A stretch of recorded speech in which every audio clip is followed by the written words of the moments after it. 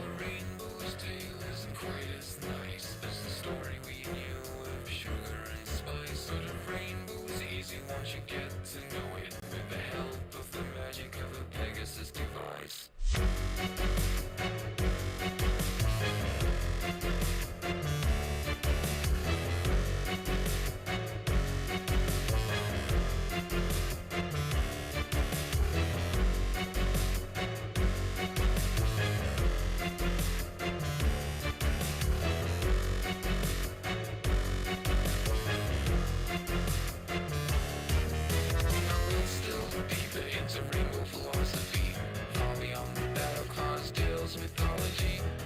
To misjudge that floating city with its alluring decor and social psychology. But with all great things comes a great responsibility, that of Clydesdale's being weather stability.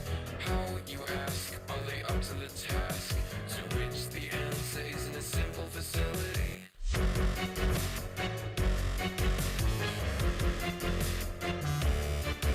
In the rainbow factory, where your fears and hearts come true. In the rainbow factory, where not a single soul gets through. In the rainbow factory, where your fears and hearts come true.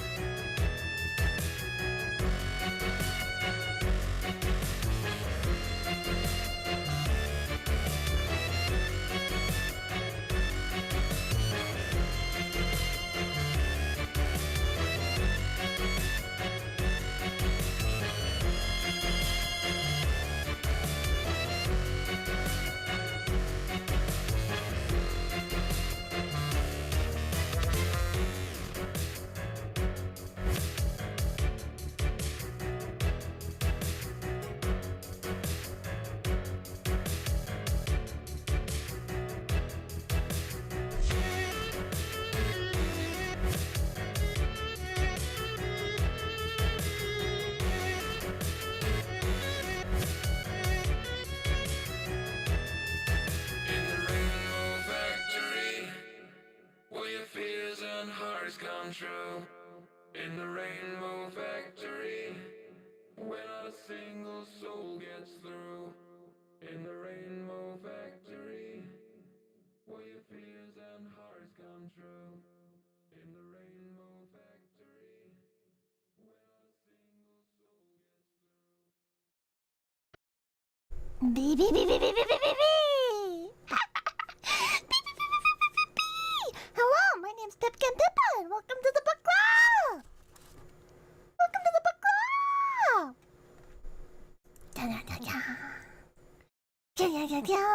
I've been waiting on my I read Houseki no Kuni on my laptop, and I take screenshots, and then I move it over to my PC, right? And so I'm waiting on the screenshots to download. Why are you so cursed, Pippa? I am cringe, I am cursed, but I am free. I am free. Yeah. I didn't do my reading rules. I'm just here for the spoilers, so I don't have to. Man, did everybody have a hard time getting through volume 6? Oh my god, it finally stopped. What the hell? No, that took like 20 minutes. Okay, well, whatever. It's done. So there we go. Have the screenshots. I can slap those up on screen. Volume 6 was weird. Dude, I fucking hated Volume 6, chat. I fucking hated Volume 6. It was not good at all. I did not enjoy Volume 6 at all. I liked Ghost Quartz. I really liked Ghost Quartz. So, them dying and being replaced with Cairngorm? how do you say their name? It was just like, man, like this is another like an artist site, but without the love put into it. Don't play while I'm on my knees begging you. I feel like I've been strung along for too long. Yeah, I feel that too. We're not really getting any answers to anything, and we're 6 volumes in. 6 volumes in with most manga. There's some sort of progression, you know? Buy my Puppy a little treat, please, and thank you. Oh, you want a little treat for Puppy? You want a little treat for the Puppy? Thank you, Anon, for the 333. Hold on. Well, since you're buying Puppy a little treat, I can't just let him sit here. He's gotta have a little treat. Hold on. They speedrun the answers in the next 2 volumes? Damn. 𝐿𝐴𝐻𝐿 is definitely a trip. I fucking hate 𝐿𝐴𝐻𝐿. Karen going.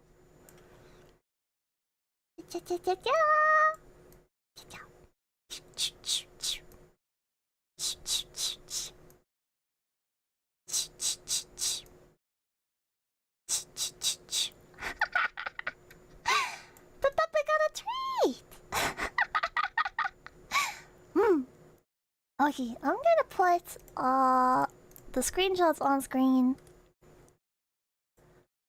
Man, I did not enjoy 6 at all. I did not enjoy 6 at all. 7 was pretty good. But I have a key moment on here. You guys are probably gonna think, holy shit, Pippa, this is your big complaint? This is your big complaint? Really? Really? This is what you're gonna die on the hill of? With complaints? But hear me out, alright?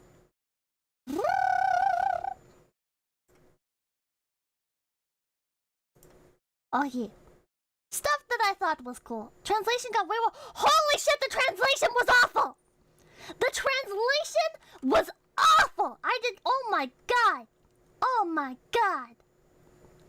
I don't know if you guys read the same translation that I did, but it was bad! It was so freaking bad! I was so disappointed.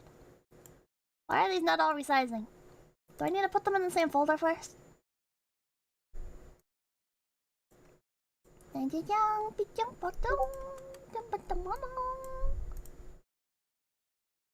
There we go. Official translation had some pretty big problems too.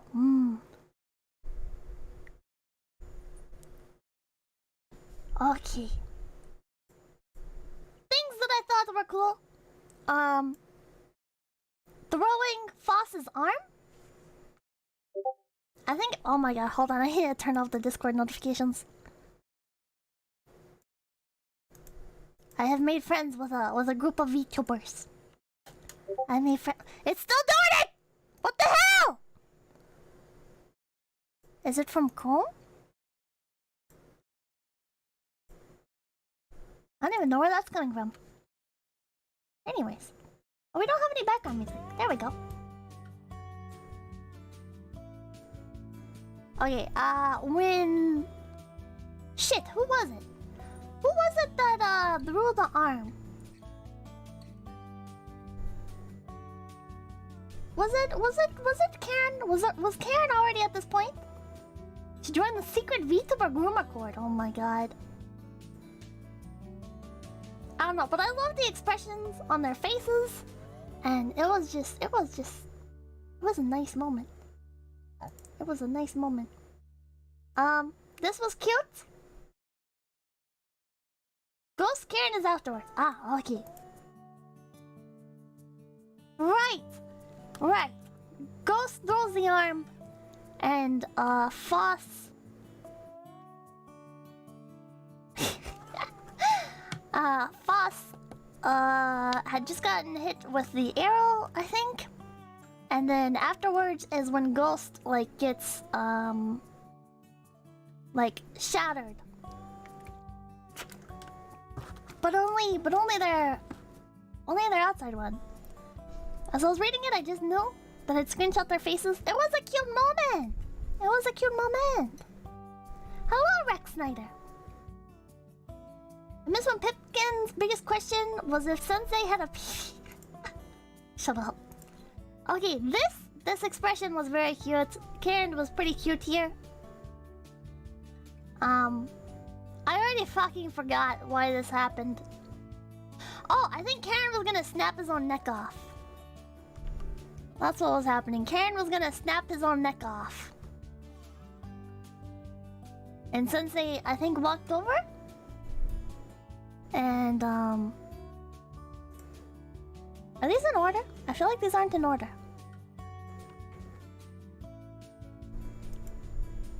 They are. Asking the real questions, oh my god. I also thought it was really fucked up. Oh, this is later? This is from giving her a new name. Oh, right. Right, this is the new name part. When he's like inspecting her to see what, I guess what minerals he is or something? Those do look like yaoi hands? I mean, Sensei is fucking huge compared to everybody else though. Just in general. But I thought it was weird that Ghost Quartz is shattered and then like Karen is left behind. I thought that was kind of weird. I was like, well, wouldn't parts of like Karen be lost too? Like, I mean, why did only Ghost Quartz break off? Like, that's kind of weird. Sensei doesn't wear gloves though. He's wearing gloves.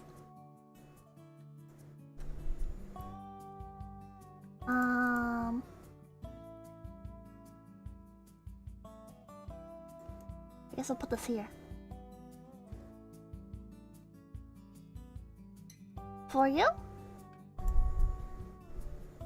Ghost was the outer layer, while Karen is the inner layer. Yeah, but why did only Ghost break off?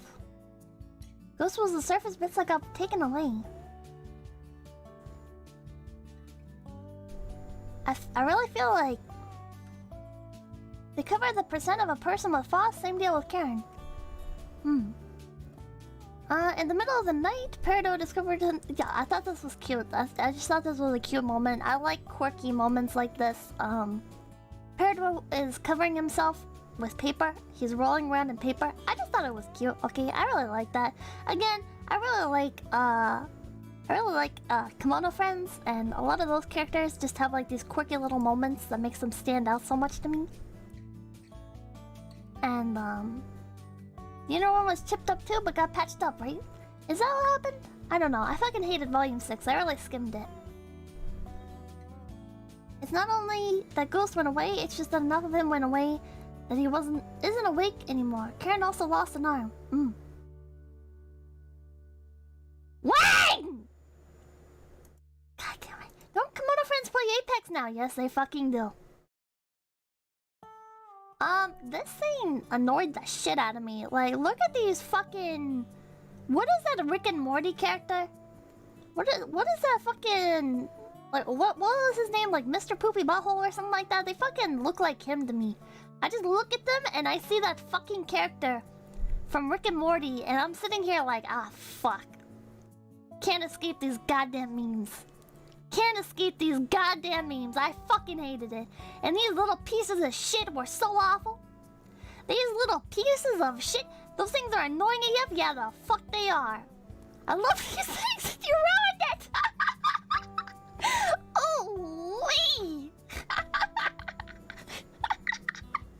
Don't they look like him? Oh my god. Pippa watches Rick and Morty. I can't confirm. Isn't there a new season? You guys right? I cannot see that now. You ruined it. I'm sorry. I hate that these things pretty much won against 4 gems. Dude, this is like in fucking D&D, right? Or any tabletop game that has combat. And you're like, oh man, okay, well, the final boss and stuff is coming up. Oh, this is just a little fight, you know? There's like a dozen, like, fucking sentient hands in the room, or what are those hands called? I don't remember. There's like, there's some fucking, there's a few monsters in here. There's like 10 monsters in here. That's no big deal. They don't have that much health. And then you get fucked! Endless Now 1 is a story of all my D&D characters. Fighting swarms is hard if you don't have AoE. Dude, having AoE is fucking AIDS anyways, because somebody is inevitably gonna hit somebody else, because communication is fucking impossible, right? Because everybody's like, oh yes, I will charge into the front lines, and I will wombo combo, use all my attacks possible. Strategy! Strategy! I do not believe in strategy! See, I'm one of those people, I prefer, like, a lot of roleplay in my D&D campaigns. Like, I like it, you know, we have the time. Why don't we sit here and plan something out and we can have, like, a big anime fight scene, you know? Instead of going in and this turning into, like, a fucking Final Fantasy turn-based RPG, let's sit here, each do our own attacks and have nothing synchronized or fucking... I hate that. I hate that so much. But everyone, not everyone, but a lot of people turn it into like a dick measuring contest, you know, it's, I can... Well, I can attack 6 times, and then I can attack 3 more times with my bonus action, third bullshit fuckery, fuck. I hate that shit so much. And it's like, oh my god, sorry to go on a bit of a tangent, but man, one time I was in the fucking D&D group, right? And we're fighting these monsters on a bridge, and I was like, okay, well, let's like... Okay, I'm a druid. I have like skills and stuff, right? I have fucking magic. Alright, let's sit here, let's figure something out. They're on a bridge, we can push them off the bridge. We can push them off a bridge. They're on a bridge, let's push them off. One of you has like a nimbus thing. This one dude had the fucking cloud, you know? So is a druid with these D&D girls. Man, fuck you, I made paladin. But man. They didn't want to hear it. They didn't want to hear it. It was just straight up. Just, oh no, I have these spells, they can't have that much health. I have these attacks, they don't have that much health. We'll just take them out easy, okay? We'll just take them out easy, you know? And it's like 2 hours of fucking combat later. 2 fucking hours of combat later. Barely alive, only alive probably through the mercy of the DM. You'll never make it into D&D Evo playing like that. I don't even remember. Like this was quite some time ago. But like I was coming up with all these ideas. I was like, okay, well I can use my fucking vines. I can use my vines here, and then you can use your action to like grab the vines and like, well, like how much of a strength roll would that be? And like you could like pull them off, you know? Like you have the nimbus, so you can like move horizontally or whatever the fuck was going on.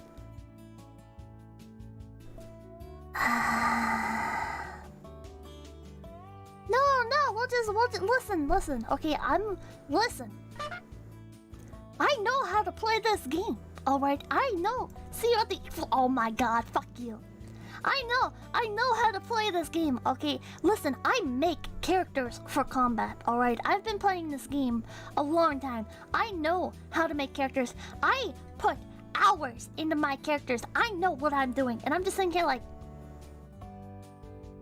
What does that have to do with anything? What does that have to do with anything? Like, I'm not good at remembering mechanics, right? I'm really fucking bad at remembering mechanics. But goddamn. But goddamn. Even I can deduce there's a much simpler way to go about things. Min-maxing in D&D, he prided himself on being a min-maxer. In fucking D&D. We would be sitting there at a fucking session 0, right? We would be sitting here at a session 0 and I'd be like, wow, you know, I wanna... Especially when I first started playing. This was like one of the people in my first ever groups. And I was looking at these classes and I was like, holy shit. Mounted combat. Mounted combat! My main in Mabinogi was knights, which used a lance. Like, that was my main thing. And I thought it was so fucking cool in that game. You could get on your horse and you could, like, charge people and stuff. I was like, I want to do this. I don't even remember what fucking what subclass, or not subclass, what classes? Hold on. D&D 5e. Mob ERP and your D&D ERP? Oh my god. D&D ponies? I forget what fucking class this is. I think it's under fighter?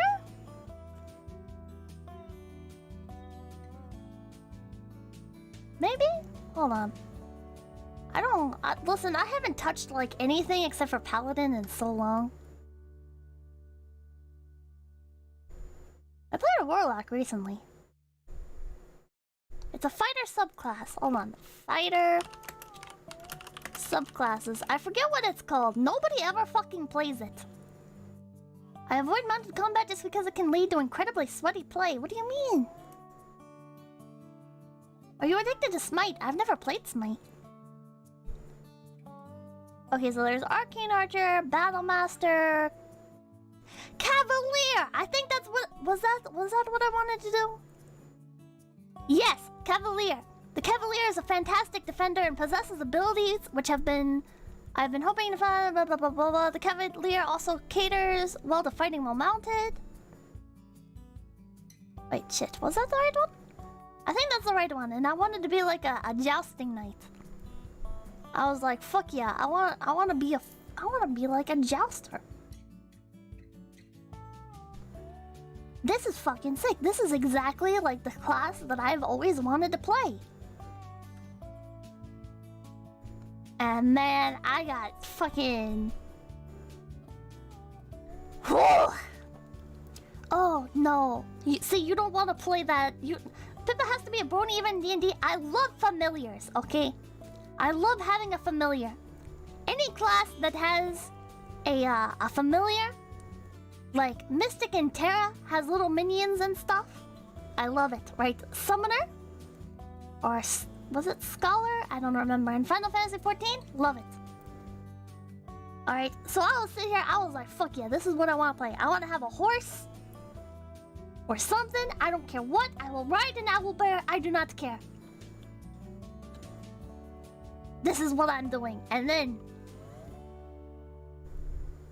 then like half of session 0. It was like a 4-hour session. We're chilling at this table. Eating chips and salsa. Snacking on fucking like grocery, gas station snacks, basically. And like 2 hours of session 0 was just this motherfucker complaining. So like hour 1 was like, oh yeah, let's look through all the classes. I wanna, you know, I think at that point I had played Druid before or something, but I wanted to try something different. I wanted to branch out a bit. No, I had played a Rogue. Rogue was my first D&D 5e class. And I really enjoyed it. I played like this, funny enough, I played a bunny character. And I played Rogue. And I had the, with the way things worked out, like I could like attack with like my feet and stuff. I could do like fucking, I don't even remember, like jump, like I'd jump and slam down on people, and it was so fun. I really enjoyed that.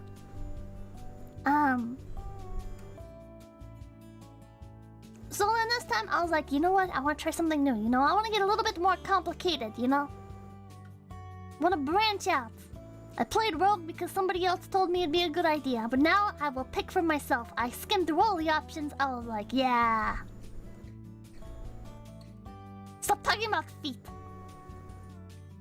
And I hate Rogue because the urge to play it makes it difficult for me to pick out a class. The Rogue is so fun, and it's so simple and straightforward. That's one thing I got tired of with Druid is if you're not with a party that's willing to like get creative, Druid feels really underpowered to me. I'll happily DM for you, Pippa. Ah! You should contact hello at Phase Connect, phase-connect.com. You should be like, hey, willing to set up a Phase Connect D&D game. You should do it. But yeah, so I looked through all the classes and I was like, fuck yeah, I'm doing Cavalier. And then the next 2 hours.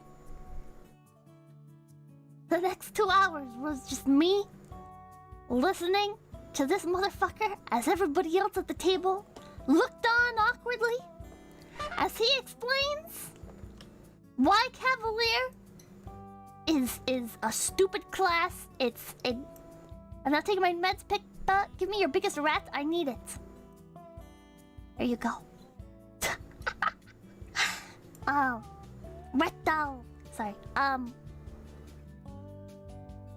Okay, well, see, Cavalier is actually a garbage class, and here's why. Because, okay, first of all, mounted combat, that's another animal you're gonna have to take care of, okay? So, like, the party is gonna have to be constantly worrying about your horse or whatever it is you choose to ride, and that's just not something I want to deal with, okay?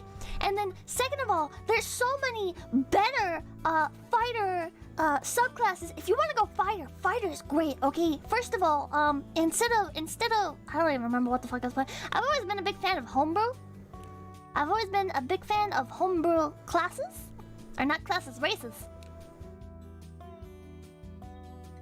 And this dude was like, well, why not just go variant human? They can do everything that your class can do, but better, basically. Or what your race can do, but better, basically. Because they have these, and you can't beat the fucking 2 ASI in a feat, alright, like that, or whatever the fuck it is that variant human gets. And this motherfucker just keeps going! He's right, you know. Man, alright, if I have to sit here and listen to this motherfucker roleplay... He was playing a paladin at this time. If I have to sit here and listen to him roleplay out, studying his fucking paladin god books shit. Fucking looking for... He was looking for, like, relics of his god. And he would just derail the fucking campaign to go do that. And it's like, alright, if you want to go do that, like, in the background, right? Like, why are you roleplaying all this out? I'm sorry, but save roleplay for like moments where everybody is split up, because otherwise, like if we don't have multiple roleplays going, we're just watching you, and there's nothing else we could do here. But whatever, annoyed the shit out of me. Thoughts on Pathfinder? I have not played it, but this guy would go on and on and on about Pathfinder. Kind of made me kind of fucking bitter. It was like, well, you see, this isn't something we have to worry about in Pathfinder. Pathfinder is so much better balanced, okay? This is what I like about Pathfinder, you know? The numbers just make so much more sense in Pathfinder. You know, D&D 5e, they really didn't think a lot of this out. And I'm sitting here like, why are you playing? Oh my god.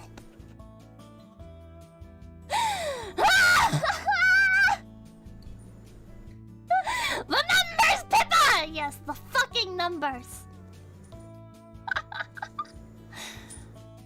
But yeah, it was like fucking 2 hours of that, and I was just playing like the fucking hour 2. I was sitting there playing on my phone, like half listening. I don't have the fucking attention span to sit here and listen to you complain. So then I was like, okay, I'll play Druid. You ever try Lancer? No, I did not. Honestly, the worst is that dude wants to play... Is the dude that wants to play an evil alignment character and tries to screw over the campaign because he's in character. Oh my god, chat! This used to piss me off, right? So, these motherfuckers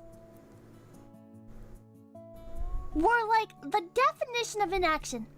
We had this one murder hobo bro. And he was a bro, but he was also a murder hobo.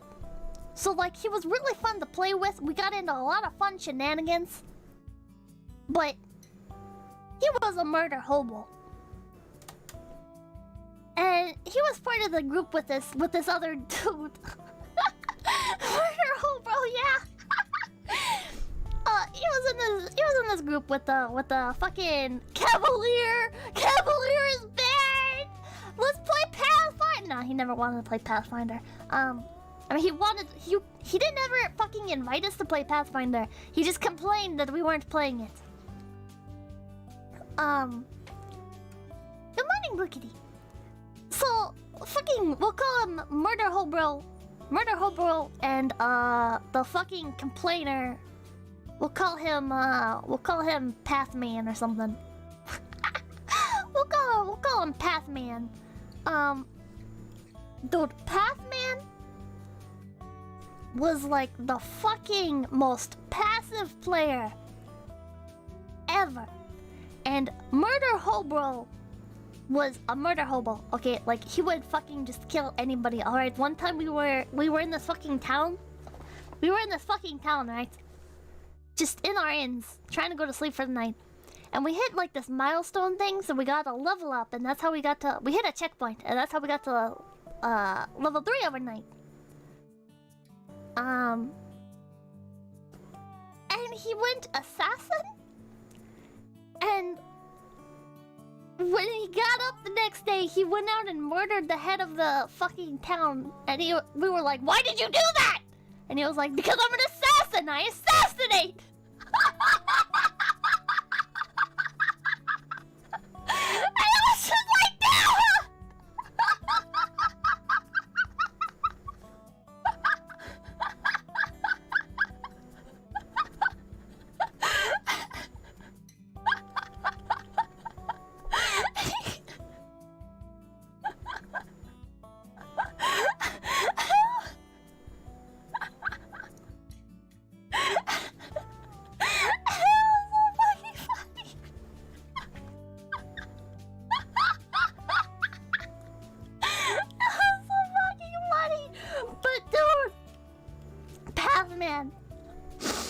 Pathman was pissed. Pathman was pissed. Pathman. I'll get to your dono in 1 second.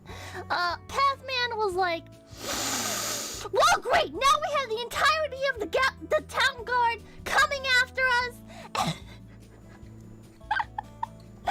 And he was flipping out. He was flipping out. And I think we party went there. I think the entire town guard descended upon us. And we fucking died. Which I didn't really care. You know, it's kind of annoying having to make new characters, but you know what you can always do?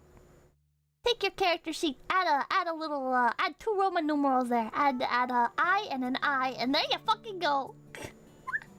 How did they find him?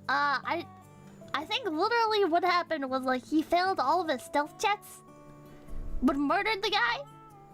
So he comes like running out of the fucking town hall or whatever. Guards in tow, runs into the inn. I think we got cornered in the inn. Had to like jump out the window or something. I don't even remember, but oh, it was hilarious. It was a hilarious moment. It's like I don't even care that we party wiped, you know? It was a funny moment. It's when your character just puts their hands up and says, I surrender. No, these people... Dude, even Pathman was always like looking for combat, you know? Like my characters... When I play characters, I don't really like killing NPCs. I get really anxious killing NPCs. I don't... It's stupid, but like I feel really guilty if I murder somebody that doesn't just absolutely have to be murdered.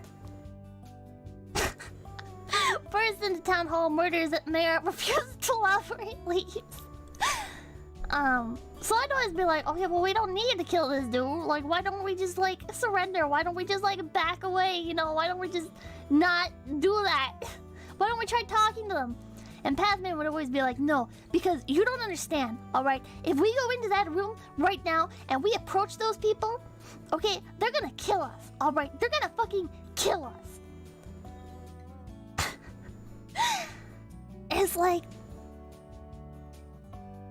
dude prides himself on being like god of facts and logic and whatever, and it's like, oh my god. Oh my god. He's so fucking paranoid. He's so fucking paranoid. He doesn't want his precious characters to die, so he kills everybody else first. In a way, he's kind of a murder hobo. In a way. He doesn't always outright do it, though. Like, if somebody is outwardly very friendly, he won't kill them. But if they're even a little bit suspicious, he goes like full schizo mode. Why can't my players be like you? If someone's alone at a mild inconvenience, they're dead! How often does not killing them work? It's really hard to be in a party that doesn't not kill people. One of my friends had a campaign with a DM self-insert character is called Apple Man and wears an apple helmet. That's pretty based, Kenji. I am Apple Man's biggest fan now. Okay, what was the other dono that I missed? But man, it was just so hilarious. But then ever since then, man. Oh, and on the eve of the $1, there was an MLP RPG system developed by a creep from TG who also ran games from it. Please tell me you never went near that. No, I did not. DM self-inserts, please no. I think those can be really fun sometimes. When it's done as like a parody or a joking kind of thing, I think it's really funny. But Pippa chose the pacifist route for one. Dude, I am not anything like how I am on stream. Like on stream, I let the chaos flow and I enjoy it. Like, I'm not faking my personality or anything, but it's like when I'm on stream, I want to be I want to be chaotic, you know. I want to be out there. But like with personal stuff, you know, like when I'm playing Skyrim, I don't murder anybody. when I'm playing D&D with like a group of people, I don't want to kill anybody. I don't want to disrupt the flow of anything. Like I'm a very passive player in most things. Except for MMOs, then my toxic side comes out. So I'll stream you like a scared rabbit in the corner. I don't know about scared, man, but like, would I voluntarily play Undertale genocide routes? No. Pippa obeys traffic laws in video games. Oh my god. But yeah, ever since then, like any of the campaigns that I did with Pathman, any slightly disruptive thing that I did, he'd be like, "Oh, you're acting like a murder hobo right now," and I'm just like, "All right, I have some issues with murder hobo, but like, the way he played D&D was not one of them." Oh my god, but you would keep using that as like an insult, and it's like, man, just chill. Just chill. You need to find different players? Oof, yeah, that's why I kind of just stopped playing D&D. Cause like, I'm really bad at meeting new people. I'm one of those people, alright, where like, I meet some people, you know, I get like a little group going or whatever. That's my group for life. Tuesday, thank you for the $100! The D20 has spoken here, not the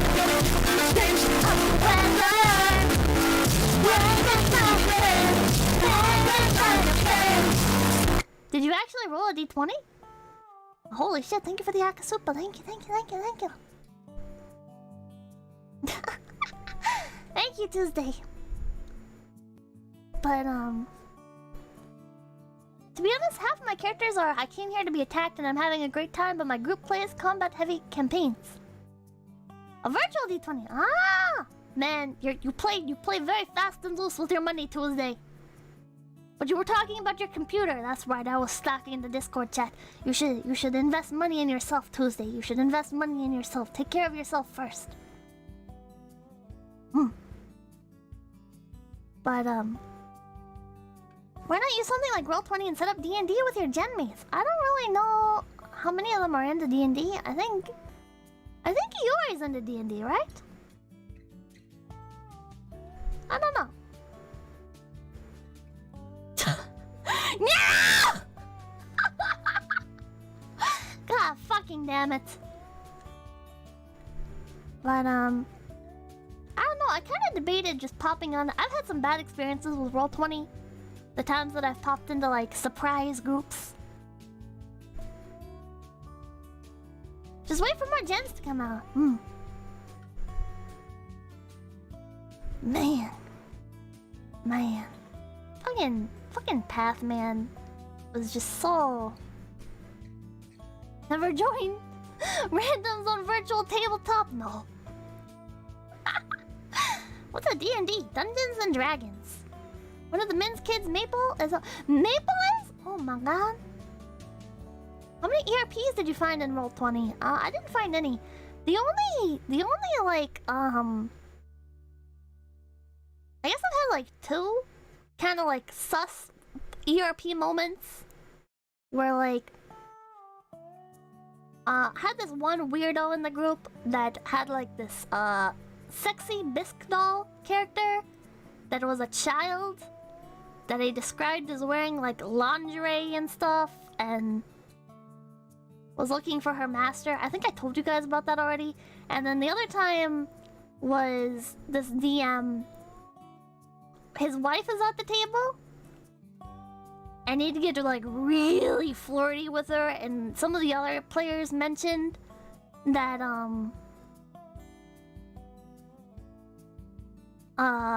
in past sessions like he had openly ERP'd with her like at the table. And I'm just sitting here like, oh, okay.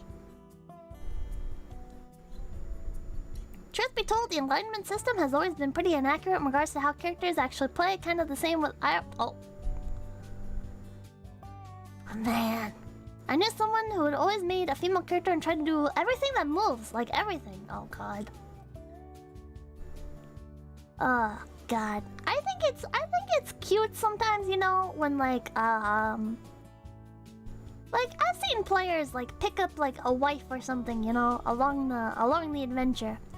It's like, you know, that's cute, you know, you're developing your character. Like, oh yes, they have like a little wife NPC or husband NPC or whatever, and maybe they don't do much except for like set up camp or something.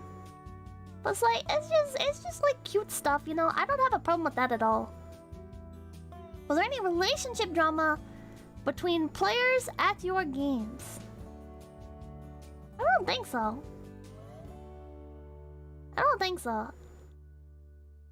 The closest thing I can think of in that scenario was another player telling me, "Oh yeah, dude, couldn't you tell that the other person was flirting with you?" And I was sitting there like, "What the fuck are you talking about?" So maybe there was, but I was kind of oblivious. I'm not really good at picking up on like unless it's really blatant. I'm not good at picking up at like drama in real life, you know? Like if somebody's like, "Oh, man, this fucking person's an asshole," you know? Like I can pick up on that. But if it's just like, "I see you're playing a bard today," like I don't. Apparently that's passive aggressive, but I don't really. Shut up, chat! God damn it. But I've also been pretty able to escape. Like I've heard stories of like player characters flirting with other player characters, and I've been pretty good at escaping stuff like that. I saw somebody mention Kobold in the chat. Kobold is what I played a lot of the time.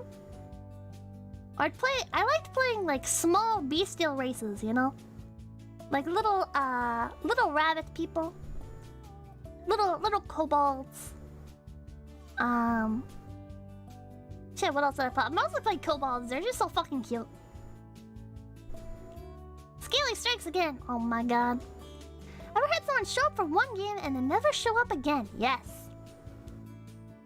Yes, I have. Well, there was this one. I was that player one time. I went to this fucking. I went to this meetup, right? This game. I went to this game.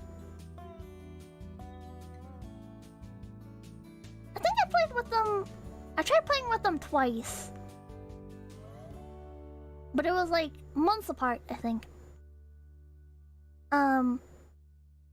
Yeah, kobolds have the grovel skill. It's adorable. I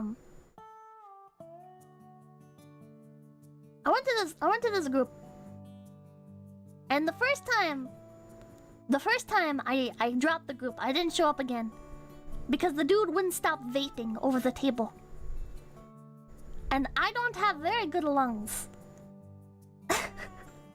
I don't have very good lungs. I cough very easily, and like if the air is bad, like it hurts my lungs. So the vaping kept making me like choke a little bit, and I don't know if it was actually like vape that's bad or whatever, or if it was like a psychological thing or something, but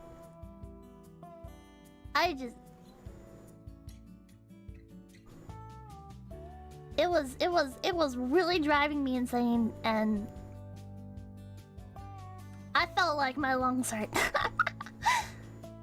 you find vapors cool in fiction? No. If it's fictional, why not just have them smoke a cigarette? But he kept doing this over the table, right? So we're at this fucking like dining table, and this dude sending out his like smoke rings and stuff down the middle of the table. Or just like straight up blowing them. Like he'd turn to somebody to talk to them or whatever, and he'd like blow the vape in your face, and you'd be like, dude, and he'd be like, oh, sorry, I'm so on it, you know. I forget, you know. It's just habit, you know. I don't mean to. I didn't mean to like blow that in your face or anything. I just got this new juice, you know. This one's pineapple flavor. I'm sitting here like, motherfucker, I'm gonna fucking pull a knife on you if you blow that shit in my face one more fucking time. Ah! Sorry. That really fucking got to me.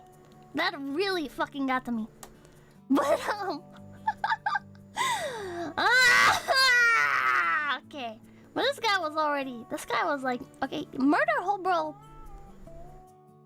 is a doofus, but is also got some Chad energy, you know. Murder Hobo is definitely like a leader type, and very good at bringing people together and everything, and very good at being like a kiss ass as well.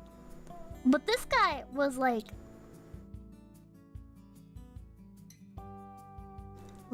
he like wanted to be Murder Hobo. Like that's what it felt like. And these guys had served together, so maybe I'm not just playing armchair psychologist, I don't know, but like he desperately wanted to have like that Chad energy, and it just came off as so tryhard, and it just so hateable. Such a hateable dude.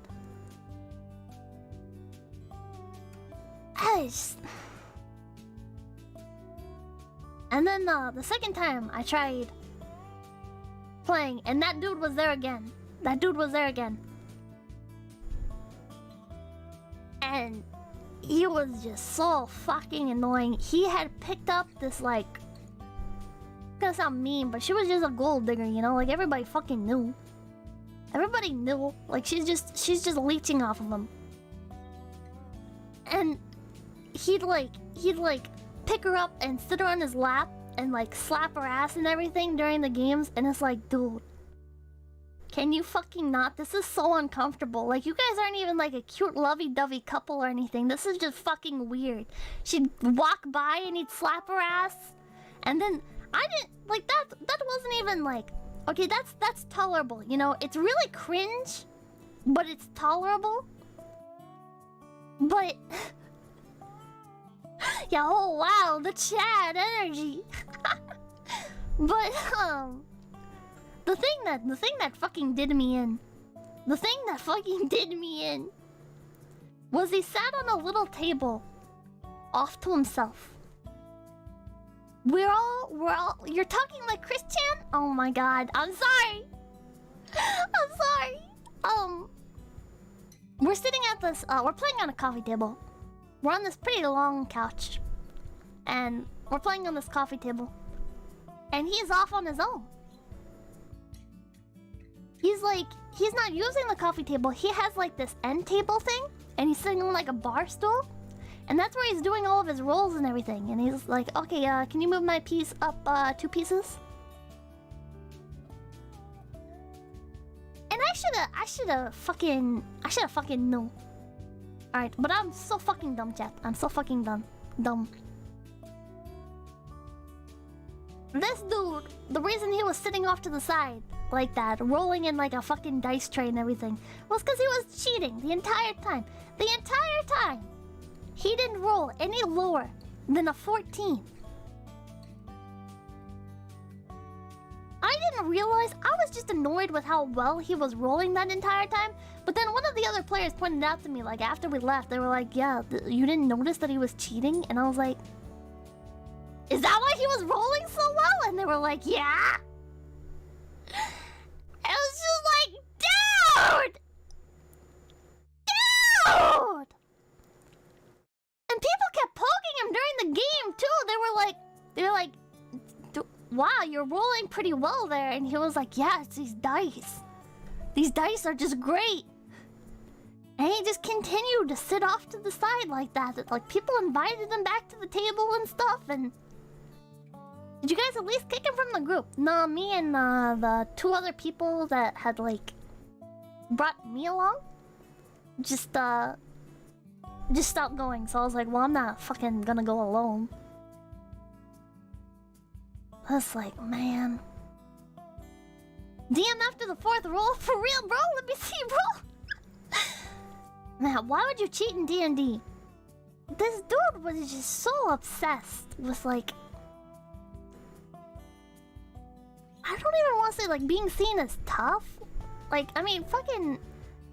rolling high in D&D isn't, like, that doesn't make you tough or anything, right? But, like... Min-maxers? He wasn't a min-maxer, though. Pathman was a min-maxer. Power Fantasy and Dice Slarp game? That's probably it. I just... Because some people don't like to look like a shitter.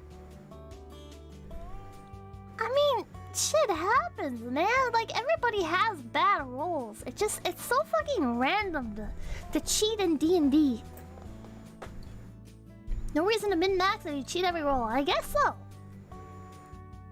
Just obsessed with winning and looking cool. Pretty much. Pretty much. Oh, man. Unrelated. But I had to use the restroom in their house. I held it. I held it. I went into that bathroom. I saw the toilet. That was that guy's house. Holy shit. I don't think he's cleaned a day in his life. Wow. Other people's restrooms are what? Dude, you know what else? Okay, I'm sorry for the discussions of toilets, chat, but like another group I was in, the fucking bathroom that we were allowed to use. We weren't allowed to use the upstairs one. The bathroom we were allowed to use was literally like 2 feet away from the D&D table. So anytime anyone had to use the restroom, you could hear it. It was so fucking uncomfortable. That was at Pathman's house. And Pathman was like... I mean, it's natural. It's not a big deal. And I'm just sitting here like, dude! You're a trooper. It was so fucking... So I would just hold it. I would just fucking hold it. To be an asshole. To be an asshole. We had this one player. It was fun to bully him. It was fun to bully this one player. Every time he went into the bathroom, I'd be like, we can hear you!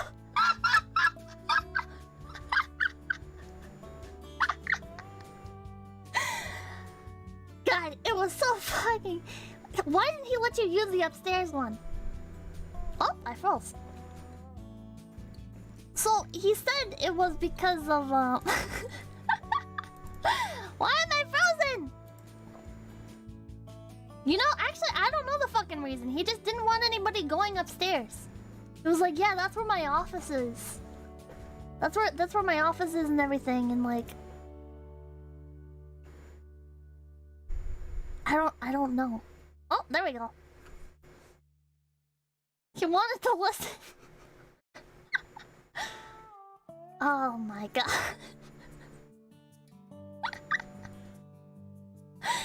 It was probably a grow room or something? Oh my god. Office BDSM dungeon? No. I can say for sure no, cause like his girlfriend was very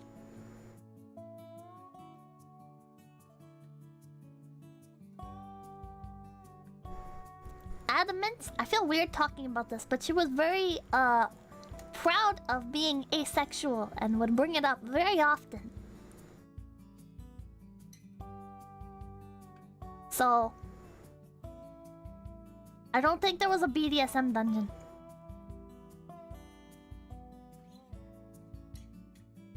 She was very sensei. Maybe. I don't know. She was, I'm pretty good at getting along with people regardless of, like, their politics and stuff. You know? Like, as long as you don't bring it up to me, you know, I can get along with pretty much anybody. If you can put up with me. But, like, I'm not gonna bring up politics to people that don't want to hear about it or anything, but she,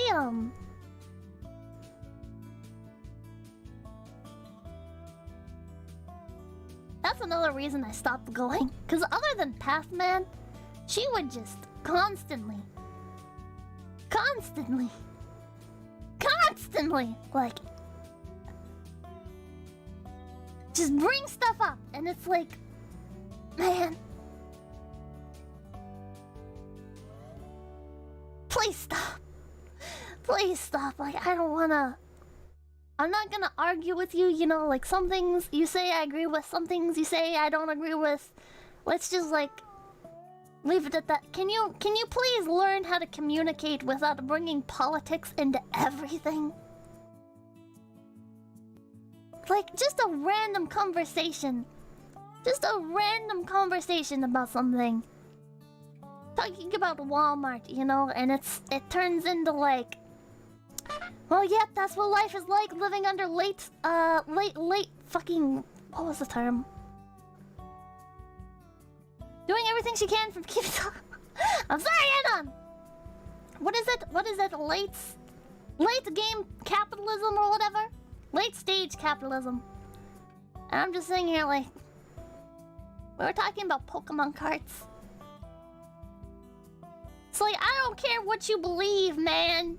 I don't care what you believe. Just stop bringing up fucking politics in everything. Just stop. Okay?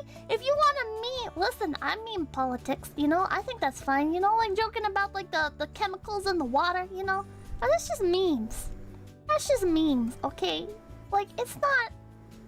I'm not looking for validation. It's a joke. Either you agree with it or you don't. It doesn't matter. It's funny. It's funny. I'm joking. Shut up, chat! Like all of my DMs have said, don't get your girlfriend into D&D? If she asks, say no. Oh, is that a thing? But, man... She just kept doing it. She just kept doing it. And I would make memes or whatever, you know, I would make memes, regurgitate memes. And I was regurgitating like really, like I know, you know, like normies don't like there are some memes that are gonna be too obscure, you know, so like I try to stick with like very I guess, demographic appropriate stuff. But she would take my jokes. Both her and Pathman would take my jokes. And they... and they fucking, like... I don't want to say interrogate, but they'd get very serious sometimes. And so I stopped making those kinds of jokes. And I moved over to just, like, dark humor. Because, like, if I can't make internet jokes... then I'll move over to dark humor, you know? I like dark humor. That was a mistake. That was a mistake.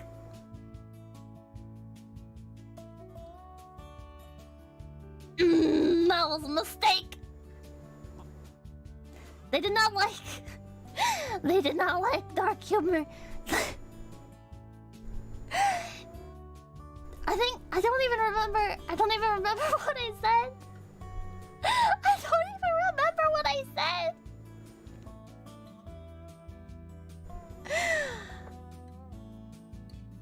It was like...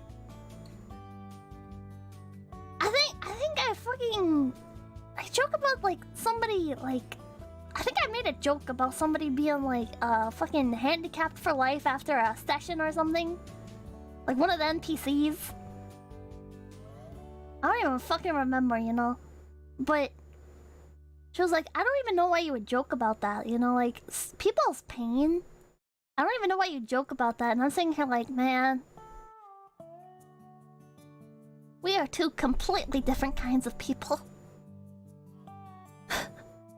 It was such a tame joke, too. Like, it was something I just said in passing. It was something I just said in passing. It wasn't even like, oh yeah, this'll be a fucking... This'll make the room burst out laughing. No, it was just like, it was... I don't even remember what it was. It was like the equivalent of like a dead baby joke. It was so... Oh god, think of the children, pretty much. I just heard a lecture about how you need to have a mental health therapy at TNT. Oh man. Oh man, I said... I pissed off Pathman.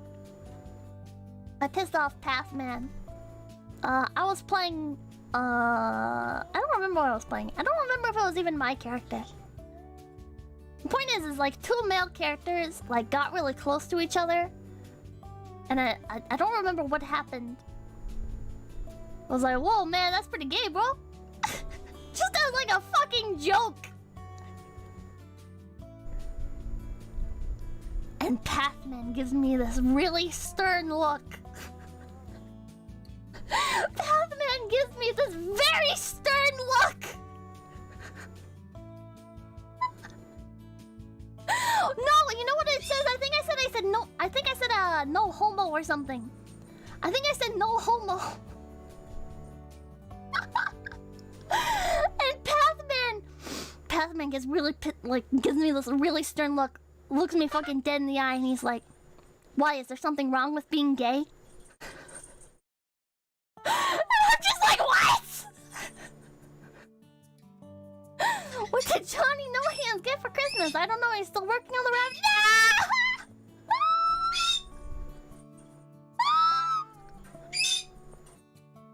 Purpose are laughing. But man, I was just like, and this was after too. But like multiple people in the party had told him to fucking chill, right? Multiple people had told him to chill because he just kept coming after me with shit like this. Like, his girlfriend kept making political comments and stuff, you know, but like she wasn't being attacking. She'd be kind of condescending. She'd be like, oh, well, you believe that? Oh, well, I don't know why you'd believe that.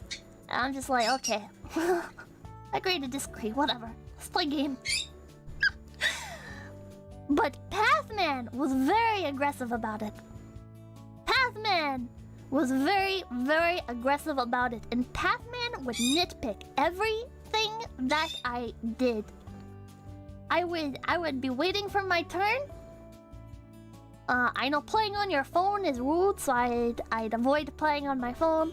I'm still pretty bad about that. I end up like absentmindedly like picking up my phone and checking DMs and stuff. I get really I don't know, I'm still bad at responding to DMs, but I always need to know if like somebody messaged me. But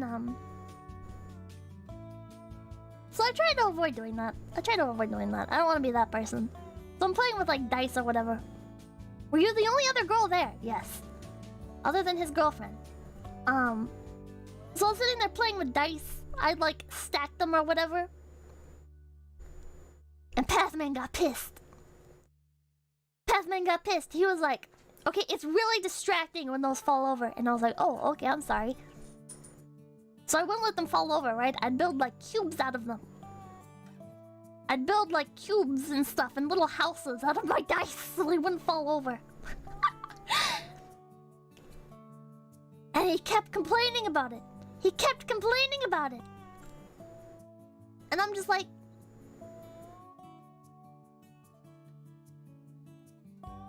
Okay. Like, I'm just keeping my hands busy, you know? Like, I'm still paying attention, but he'd complain. He'd complain like, oh... Oh... Well, you're not paying attention! Don't stack rock. I mean, dice. Pathman for sure thought you were gonna steal his girl. Man, what the fuck? But I just... You should have told Pathman. Oh my god. Oh my god. Pathman. Pathman prided himself on taking care of people. At one point, it was his job to take care of people that, how should I say this? How should I say this? It was at one point Pathman's job to take care of people that had a certain, mental health condition? We'll call it that. And I know, they're very... They like Sonic, yes.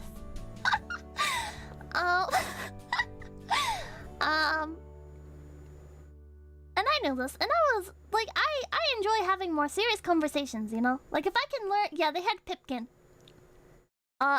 People who were low-functioning Pipkin. Yes, he was a Pipkin caretaker.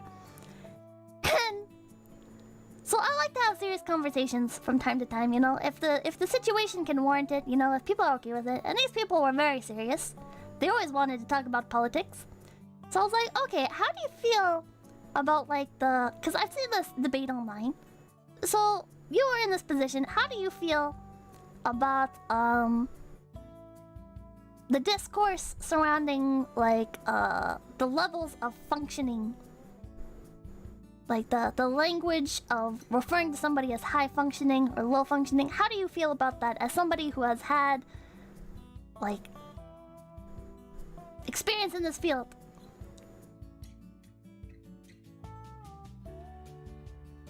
And man, that was a can of worms. Okay, I thought Pathman, because Pathman talked a lot. He bragged a lot. I should probably say he bragged a lot about how he took care of these people and how like not worldly, like it was such like an awakening experience or whatever. You know the type I'm talking about, you know, the kind of person that does charity work once and they don't shut the fuck up about it. That kind of person. So I was like, how do you feel about that? You know, like you talk about how you empathize a lot with these people. You don't like it when I make Pipkin jokes. Directed at myself, by the way.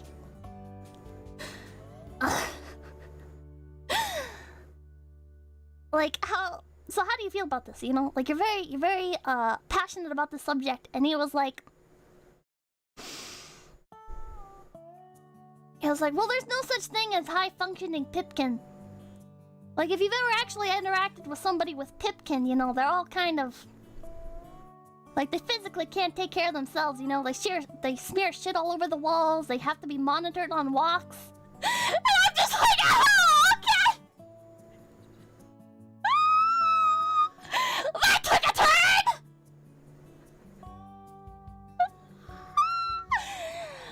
Wow!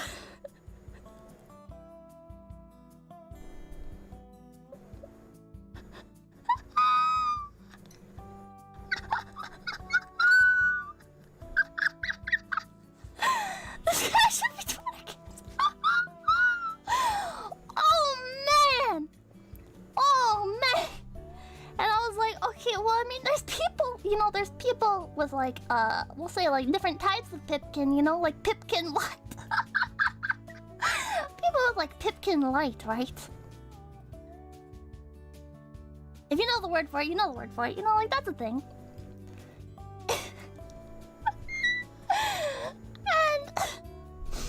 And he was like, yeah, that's not really Pipkin, you know, like. But even those people, you know, like you're still gonna be like low functioning because people whose brain like that, you know, like their brains are wired wrong. So there's never gonna be like a they're low functioning compared to a normal person. And I was sitting here like, oh. I see. I see.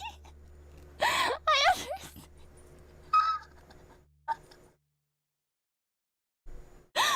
I was like, oh, okay.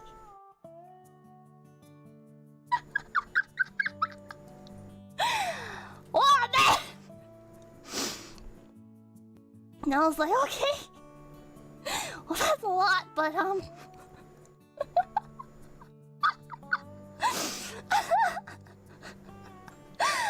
like, so you don't like, so you agree with like the term like low functioning, but you don't think like there's a high functioning or anything. He's like, well, I mean there is kind of like a high functioning, like judging based on how normal they are and everything. And I was just like, okay, I mean you don't like prescribe to the belief that like people with Pipkin, you know, sometimes they can be pretty good at some things, you know, like savants are a thing. And he's like, yeah, but they're still the brain is still wrong. So, and I'm just like, okay. And I just dropped it there. And I just dropped it there. I just dropped it there, and that was the last time I went to one of those sessions.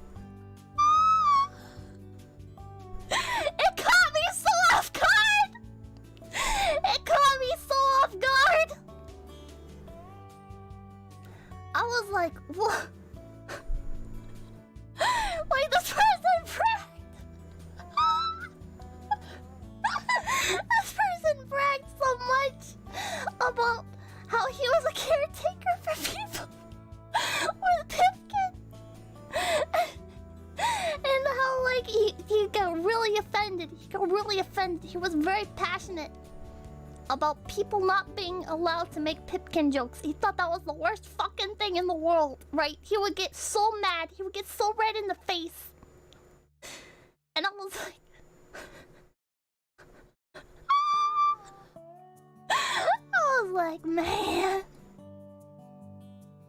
This is not what I expected him to say! That was not what I expected him to say at all, chat!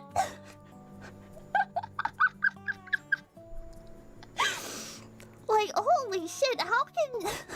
I don't know, it's like, man... I don't know, I expected a very different, setup, like, you know, like, to each their own, but...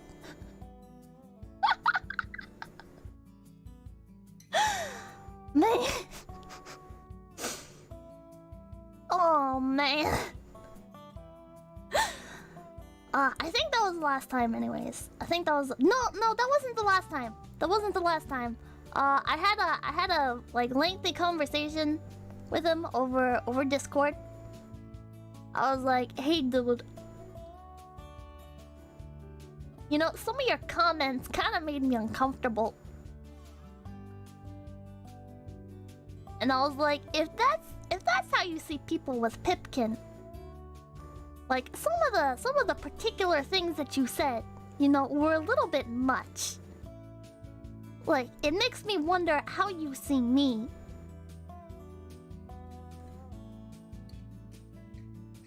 And he had his girlfriend write up like 3 paragraphs. He had his girlfriend come in and write up like 3 or 4 paragraphs talking about how he has some anger issues. And, you know, like he's trying his best and he's come a long way. And I'm sitting here like, whoa, my beef's not with you.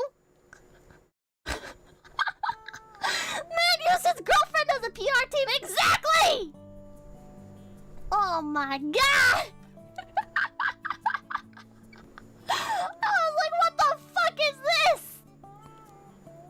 What the fuck is this? So I belong in a mental ward, alright? But you, I need a fucking caretaker. But you, miss fucking girlfriend has to write up a fucking conversation. I wasn't even asking for an apology. I just wanted like an explanation, you know? Like I was a little bit hurt by some of the specific things that he ended up saying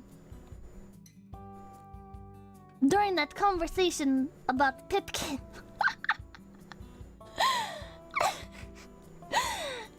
So I was like, I just want an explanation. You know, I just want to know, like, is that how you feel about me? And because especially like some of the moments that he lashed out at me were like very typical Pipkin things. Like very typical like Pipkin moments, you know? So I was like, man, like, is that why you were lashing out at me so extremely over these things? Like, goddamn, like what is this about really?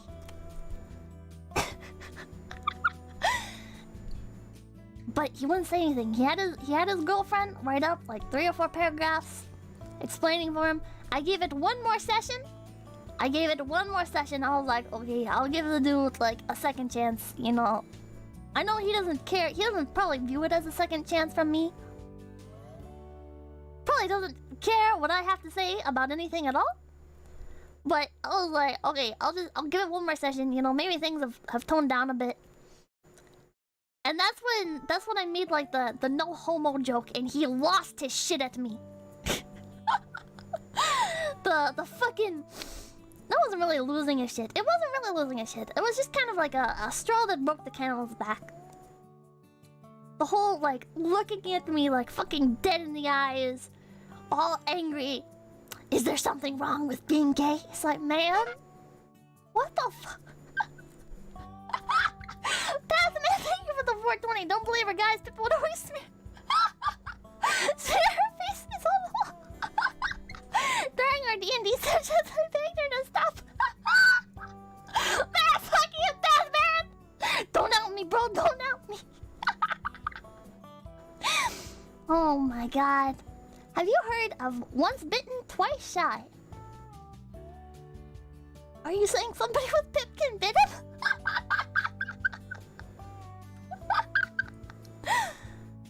Oh man. I thought that was such a... Listen, okay, I'm not good with social situations, alright? But I thought the no homo joke, alright, was such a fucking... People still make those memes, okay? No matter what belief you have, you know, like the no homo joke is pretty fucking like, is it gay to kiss your homies goodnight? It's not gay. You know, like that stuff, it's just so... I was really looking for the Houseki. I'm sorry. We'll go back to that. I'm sorry. I got on such a fucking sidetrack. Okay, like D&D and MMOs. Man, I just... You just can't joke with these kinds of people, man. I just...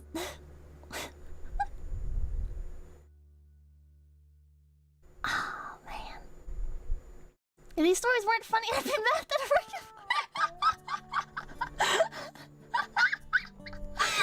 Rick and Morty character derailed us for an hour and 20 minutes. I'm sorry.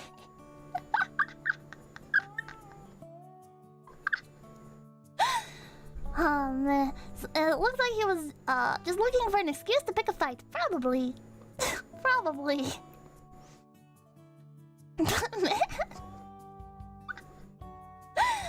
Man, I was just so...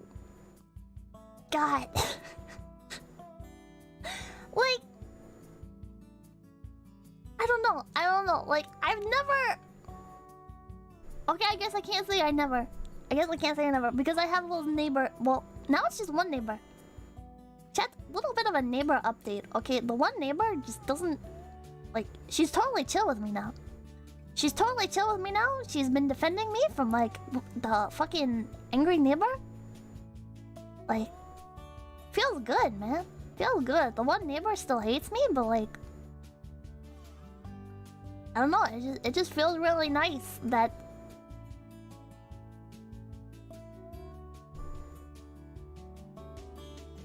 I don't know that I guess that somebody doesn't hate me.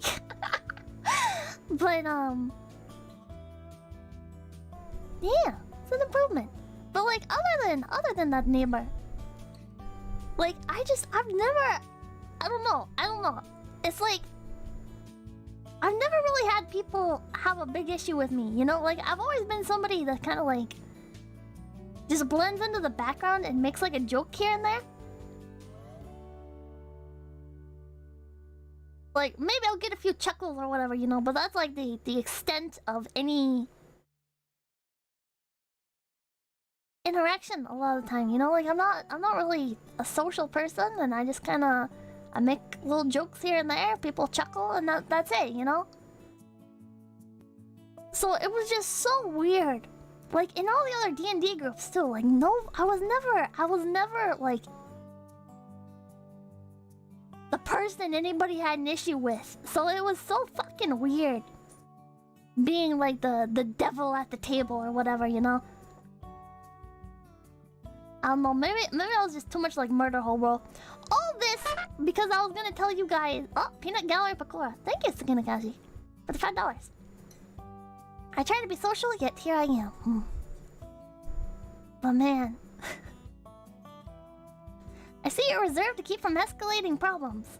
Generally, I try to be, but like if you poke me too many times, you know, it kind of turns into like, what the fuck's your problem, bro? Like I'm not afraid to say it. If you keep fucking poking me, I'm gonna ask you. But that's even if I pick up on the fact that you're poking me.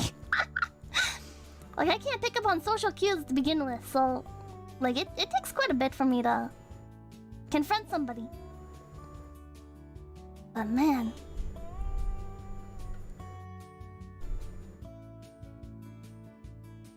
I don't know. I think I became the target at the table because Pathman just fucking has issues and he needs a target, and once all the targets ran out and he ran out of friends, I was like one of the only people left. But all this I was gonna tell. We already derailed by that point, but I was gonna tell you guys. Pathman freaked out on me because I was playing this little rabbit character, and my rabbit character dug underneath the inn because I didn't want to pay for an inn room, right? I was like, well, fuck that. I don't want to spend money if I don't have to. So I dug underneath a little inn room, or I dug underneath the inn. And had like a little bunny hole to stay in. And Pathman fought me on this. Pathman fought me on this. He was like, "You can't do that. You're gonna destroy your reputation with the town." And I was like, "What, bro? It's a hole. It's a fucking hole in the ground. We'll fill it." He's like, I don't understand why you have to do stuff like this." And I'm just like, it's a hole. I'm playing a rabbit. I'm playing like a literal rabbit. What is your problem? It's a fucking burrow! This is not out of character. This is not going to fucking destroy anything or do anything bad. And he just fucking lost the shit at me. It was like, well, you're attracting unnecessary attention. I'm just like, we're the main characters. We already stand out. Like, what? Dude, have you seen our party? We have like a fucking dragonborn paladin. We have a fucking blade singer elf that I think he had like fiery red hair or some shit. Like, we already stand out, bro. Okay, we already stand out. Chill the fuck out. And he was right. I ended up having to pay property damages. To pay property damages. He was right. But it came out to like the cost of an inn room. So basically I ended up just having to pay for an inn room. Like it wasn't any like I don't know. And if it had been like in character, I could understood. But I can't believe Pippa has a self-insert in her D&D games. If it had been in like character, I could understand it more. But Pathman was very. He had specific things he wanted to roleplay, and if he had an issue with something, he would usually take it out of character. And then if you continued to disagree with him, then he'd bring it in character. And a lot of the times, he'd try to like physically stop your characters from doing things, and it's like, man, that's bullshit. All right, that's fucking bullshit. All right, it's like a little 15-second. Okay, I have my character dig a burrow underneath the inn to stay in tonight. To avoid escaping, to avoid paying in-room fines. You just leave it at that, you know? I'm not fucking taking up goddamn precious valuable roleplay time or whatever, you know? Like, just fucking leave me alone, man! Leave me alone! Would you call your mom and say you weren't playing the game like you wanted to? Oh man, and this dude trauma dumped non-stop. Oh man, we all had shitty childhoods. Shut the fuck up. God damn, I just... Man, you guys think I vent a lot? You guys think I vent a lot? Try playing a game with Pathman. Did he file an official not playing how I would report? You know, I wouldn't be surprised if he did. I half expected one of these times that... that he would write up like an essay or something of what I was doing wrong. I just expected it. It never happened. But I really thought it was going to, with how pissed off he got at me with little things. Can I watch Pathman as a veto? Oh my god. No, I don't think so. I don't think so. I was gonna say, like, he's a big fan of Twitch. So maybe. Very big fan of Twitch, so maybe, but I don't think so. But it's so petty, but it's like, man, if I ever got the opportunity to collab with like the people that he would watch all the time, like he would leave Twitch on the TV non-stop, which I enjoyed, you know, I enjoy watching Twitch streams. It's all like that. But it's like, man, if I could collab with the people that he enjoyed, that would just be so fucking hilarious. That would just be so fucking hilarious. Yeah, trauma fight anyone? Yeah. Oh my god. He could be out there. He could be out there. He could be watching this very stream. Offline TV Pippa stream when? I don't think that'd be a very good idea. I don't know if that'd be a very good idea. I think I'm a little bit too socially awkward. Like, I don't wanna... Tyler, one viewer? No, he liked very calm, very reserved streamers.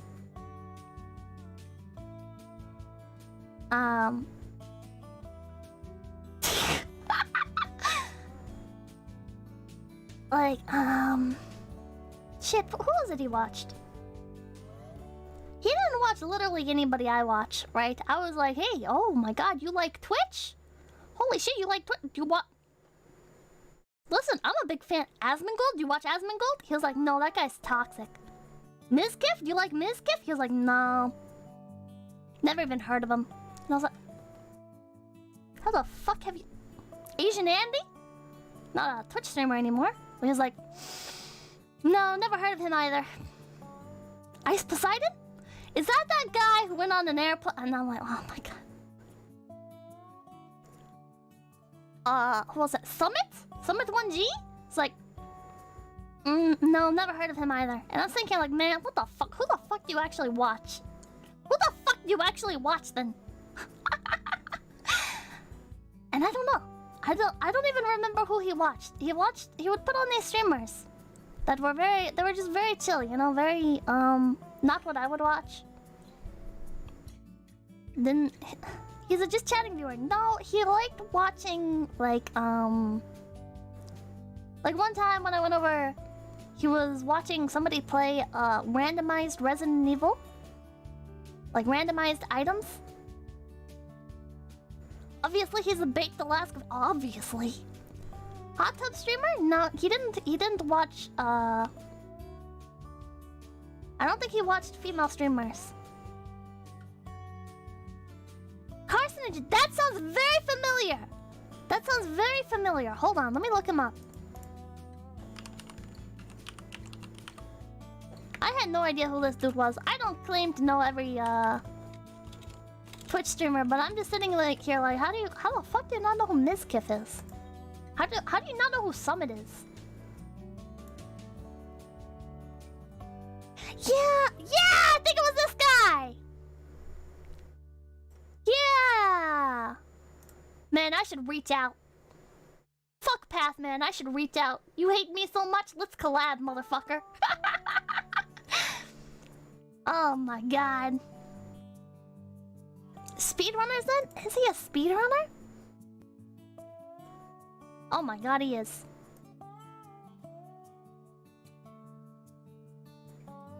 Oh, yeah, I was like half asleep. I was so tired.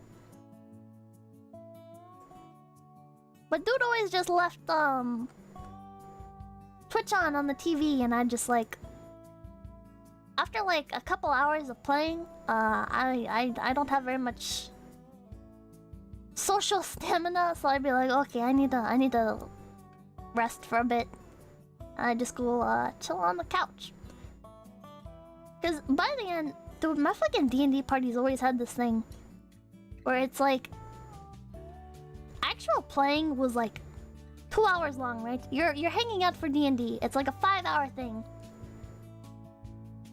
The first 2 hours is like ordering food and catching up and everything. The next 2 hours is playing, maybe. And then the last hour is going off on some tangent, arguing about something because Pathman can't shut the fuck up for 1 goddamn second and has to argue with the DM about everything! Every single time! So yeah, I would not sit in for that. I was like, man, if you want to fucking argue about that, I'm gonna go fucking lay down anyways. I'm tired. I'm gonna go lay down. Argue all you want. We're not playing again for the night. If this is what you're gonna do. Or I'm not playing for the night. Control my character for me. I don't fucking care. Damn, you hated Volume 6. I fucking hated Volume 6, man. Look at this fucking Mr. Poopy Butthole ass looking motherfucker. Hated him. Hated this character. Hated Pathman. I didn't hate Pathman. I don't actually hate Pathman. Pathman just annoyed the shit out of me. The only people I hate are, I hated this one guy. I hated this one guy that, I think I told you about him as well. Where his kids wanted to watch him play D&D or participate a little bit. And he just kept shooing them away. He even, like, pushed his kid one time. And I'm just like, man, I fucking hate you. I will not... No. That's the kind of person I hate. The Pathman is just a piece of shit. He is not... Not really... Didn't really do anything worth hating. It's just...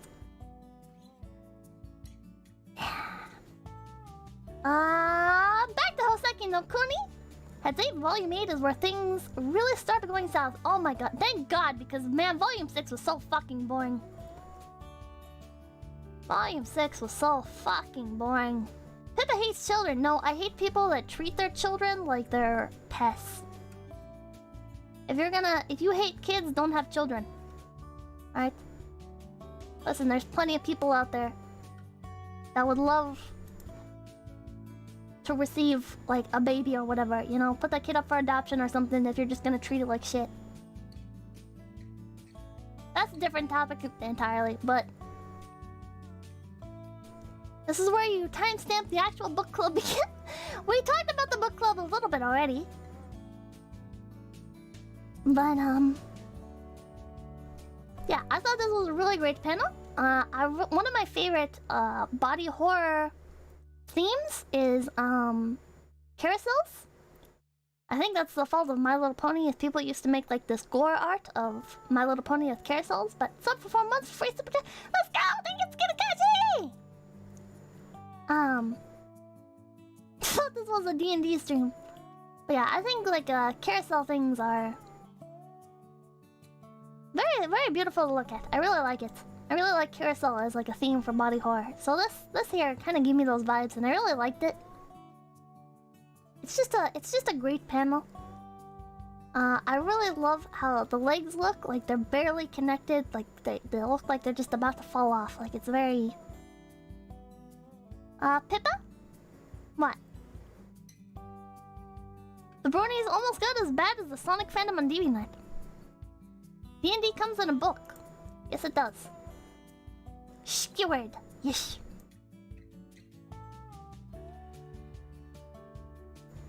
Was that the all?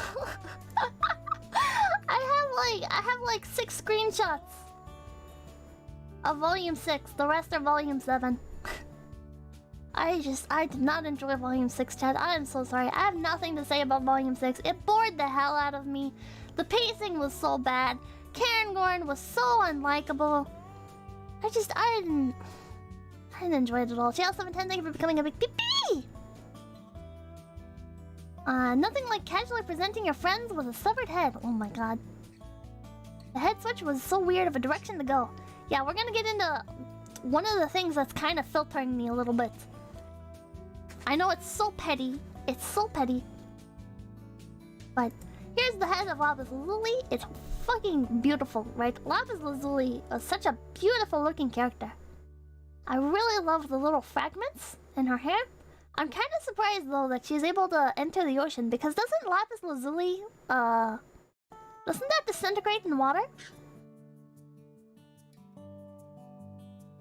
Am I misremembering? I thought Lapis Lazuli disintegrates. I'm surprised she doesn't disintegrate. When Sensei said you become heartless if you can't let go of memories, I felt that. Do you not like Foss losing her mind, trapping a gem, and breaking herself?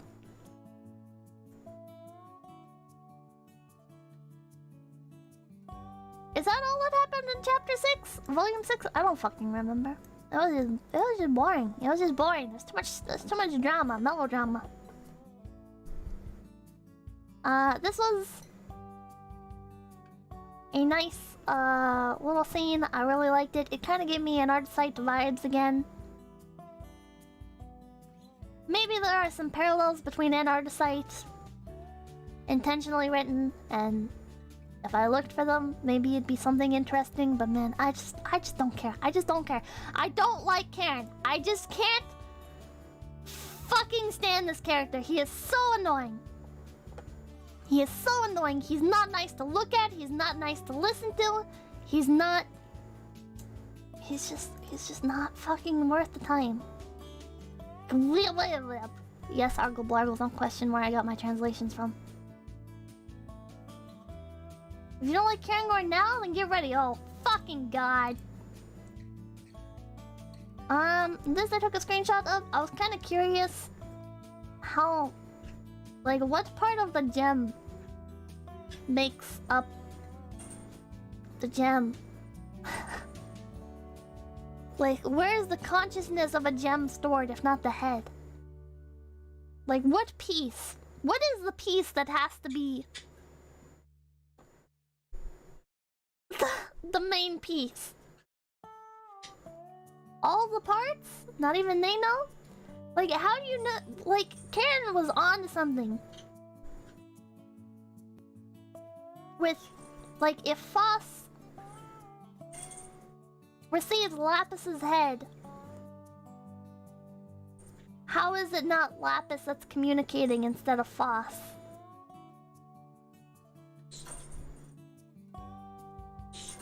Like, why is it Foss that we're getting as the consciousness over Lapis? Like, Lapis was there a little bit. Lapis parts are too small, even if it's the entire head. But Foss only has a torso. They don't even have their legs. They don't have their arms.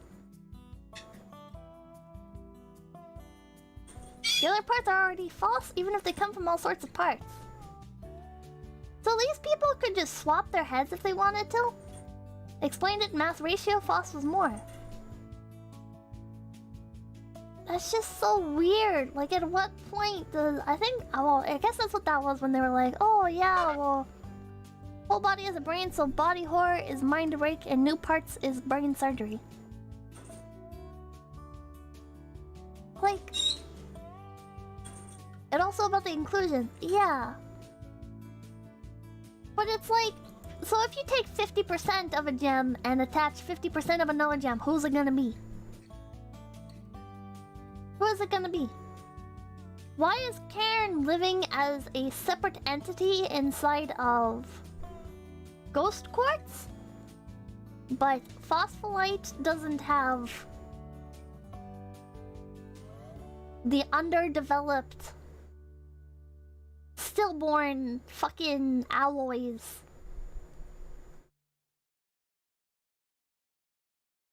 Like, I don't know, it's... Maybe they'll explain it better later on, but it doesn't really... Separate inclusions versus merged inclusions. Pippa, it's called the plot, man! I don't know, it's just... The alloys don't really work like gems. But the alloys are just gems that failed the form. If ice flows can have sentience, then why can alloys not? What is the difference between alloys and the ice flows?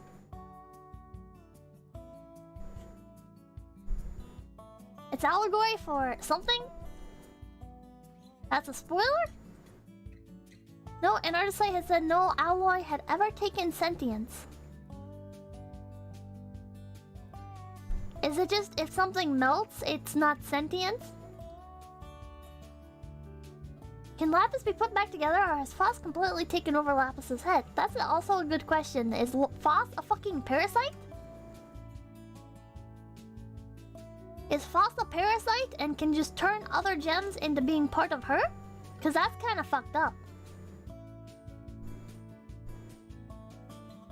It's just that alloys also get ejected at the same spot gems do. Ah, okay, that makes a bit more sense.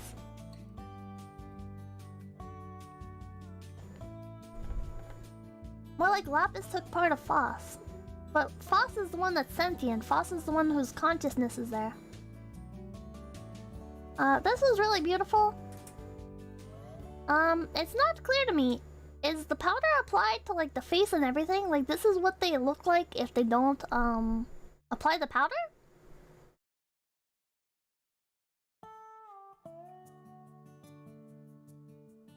I don't know. It's very, yeah, gorgeous panel. It really is. A very beautiful panel. Yes? How come the powder does not wash off in the ocean? How often do they have to spend applying these powders? I don't understand the whole powder ordeal, nor do I. Magic. The powder does wash off in the ocean.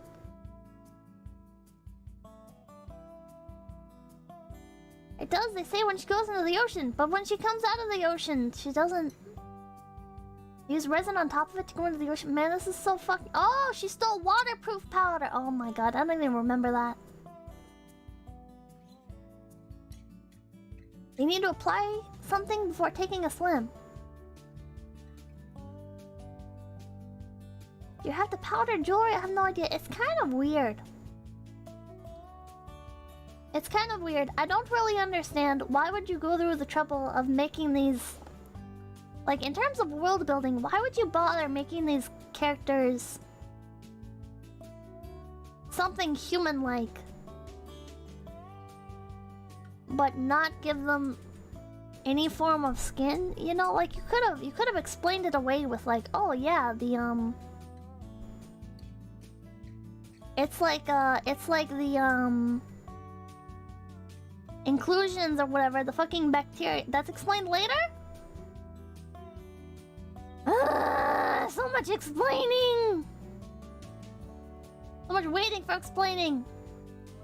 They do have skin in the form of powder, but like, I'm very surprised it's not just like the fucking bacteria or something forming like a thin, maybe skin layer over tops of the gems, because it's a living bacteria or whatever anyways, right? So Mr. Mannequin, that is exactly what I have been alluding to is my big fucking complaints. I hate this author's fetish with giving Foss short hair. It's so fucking ugly. Remember that Sensei carves the gems into their humanoid shapes, which is also weird. And wouldn't that be painful?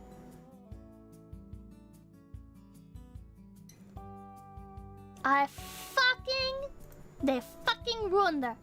Look at how pretty she is. Look at how pretty she is. Yeah, short hair hate. Short hair Lapis is a crime. Look at how cute she is here. Right? Let's save this. And what's like one of the... Hold on.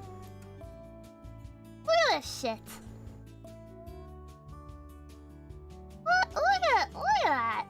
What a fucking disappointment. What a fucking disappointment. You gave up the girl on the right for the girl on the left. What the fuck? What the fuck? Fuck you, author. Short hair can be cute, but braids are best. Braids are pretty good. You hate to see it, you do. Get that crap on the left away from it, man. I feel that.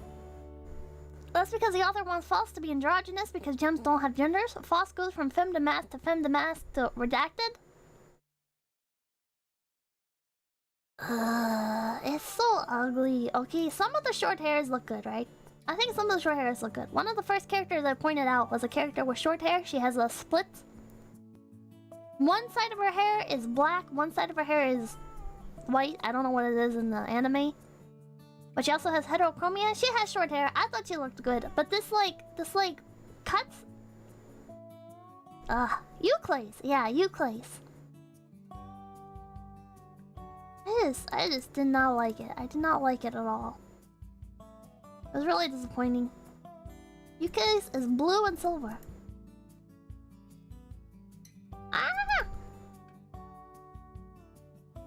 𝐒𝐿𝐻 in her magic hair. Yeah, she has decent short hair. It's pretty ugly. No, I disagree. Wait for corrupted Foss? But yeah, I thought this was really pretty. I really love the little gems and Lapis's hair.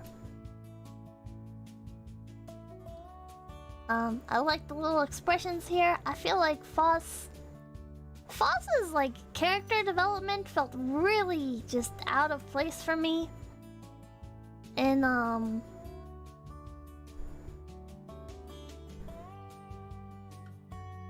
in volume 6, it felt out of place. It felt so like people don't just change like that, right? Like people don't just like, oh, I heard a pep talk and now I'm a completely different person. It's like that doesn't happen. Like, what? It made it so hard to connect with her again. It was like, what? What? What? In anime they do. That's what I call the ass pull moment. Man, the way the character development was paced is so weird. It's because of how many years they skipped, sometimes without even saying how many years were skipped. It doesn't feel good from a reading perspective, you know? People don't, but Foss is always losing pieces of herself.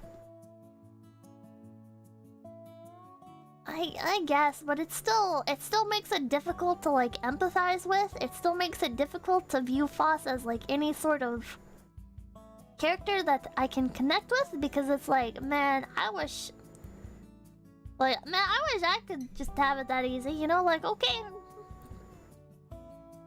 no more brain dead moments. I will never fuck up again. I will never fuck up again. I will never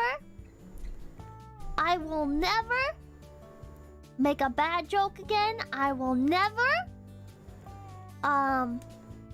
think that somebody hates me when they actually don't. You know, I will never harbor any like insecurities, you know? Somebody gave me a pep talk and now I'm good. I'm not Menhera anymore. I'm fucking fixed. It's like, what? What? This is the best Foss? I don't think so. I don't think so. This... I liked this Foss's appearance more. I think the lapis head is beautiful before they ruin it with the short hair. But, like, my favorite Foss was the first Foss. Like, when it was shocking that she made such a drastic shift, you know? Because, like, we could connect with that character so easily. And then when she became more stoic, like, it was a big deal. It was a big deal. And I was really hoping that either they would go the, like, yes, turning into, like, a bitter protagonist. Turning into a bitter protagonist and maybe, like, taking out their frustrations on the world. Maybe going further with sacrificing people to obtain the knowledge that she wants. Or I hoped that, like, maybe, like, she'd continue to experience things that are traumatic or something. And she'd be like, oh, well, this isn't who I am, you know? I have to learn to work past my trauma. Honestly, the series is basically a tragedy involving Foss gradually losing her innocence and sense of self.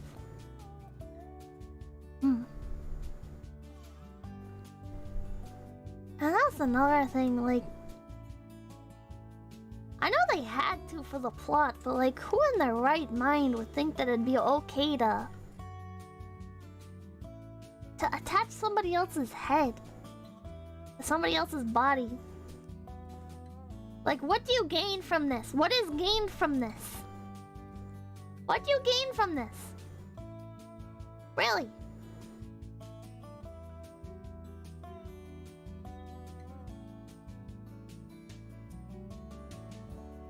They didn't want to at first, so why did they recover a fighter? Nothing to lose there? But for somebody that's trying to emulate humanity, why would you allow something that's so against what makes somebody human, you know? Like, what makes you a person, what makes you you is you. Why would you, like, already attaching, like, the different arms and stuff, like, that was already attaching the different legs, that was a big deal. And now the gems aren't trying to emulate humanity. I thought they were, and that's why they dress up the way that they do. And like, what is the goal here? What is the goal? I don't understand what the motivations are of these characters anymore. Before, it felt like they wanted their friends back from the Lunarians, but then it's like, then what? Then what?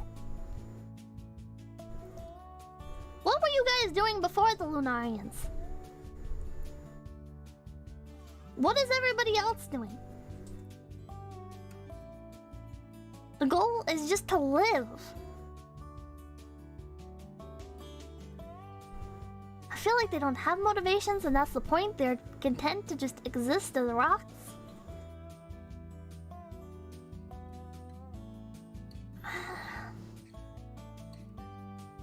They obviously have feelings. They exist in peace, but they obviously have feelings. You're telling me nobody ever lashes out at each other and, like, breaks each other out of, like, jealousy or anger, you know? Like, we had a fucking gem with depression already. And you're telling me that, like, other issues don't arise? Nobody's driven to insanity by their everlasting life, and we have characters with insecurity. You're telling me that nobody ever... No, like, these new New gems pop up. Spoiler kind of thing here because I don't want to see you hurt your head, but the Lunarians existed before the gems. Sensei is basically teaching them to emulate humans. If that is the case, why would he allow 𝐴𝐻 to have Lapis's head? That is so inhuman. Unless Sensei just doesn't understand humans. Like, you would think he would just wait, right? He would just wait. Or let it go. Black Ghost kills 𝐴𝐻 multiple times? I don't know who that is. Karen? He probably gave up on 𝐴𝐻 and didn't want Karen to kill himself. Wouldn't it be... Now this is kind of fucked up, but if we're already doing fucked up shit, wouldn't it have been better to chip away more of 𝐴𝐻? Replace it with alloy? And then attach Lapis's head? If we're being entirely pragmatic, isn't Lapis more useful than 𝐴𝐻? Lapis is a much smarter character. Much more observant character. Why? Like, Lapis would be able to make such better use of the arms? Ghost wanted to protect 𝐴𝐻 though, not get back Lapis. But Karen was all Pippa eugenics! They couldn't use the alloy. Doc said it wouldn't stick. That doesn't make any sense. How did her arm stick? Zestia Willow, thank you for the $10. Best Pip doing Houseki no Kuni. God bless you, child. Oh, thank you. Thank you for the $10. They said they tried to attach Lapis's head to new stuff and it didn't work right. Also, that would be murder. They don't have a concept of murder. Pippa's gonna build a utilitarian society. I mean, if you have a bunch of... Okay, listen. All I'm saying is if you elect me president of the fucking Gem Nation, right? I'm just saying, why not?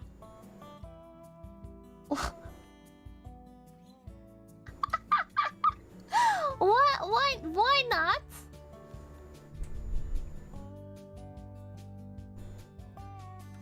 Be a little bit more practical. You have this immortal race that can... doesn't seem to need to eat, doesn't need to sleep. Why don't you... This is gonna sound bad, alright, but build a wall? Or build a dome? Build a dome. Right? Why are you not having these gems? Build a giant dome that they can protect themselves in. Why even bother fighting with the Lunarians? Why even bother? They need the sun, so they need the energy. Glass ceiling. Reinforced, bulletproof, gun, ballistics proof ceiling.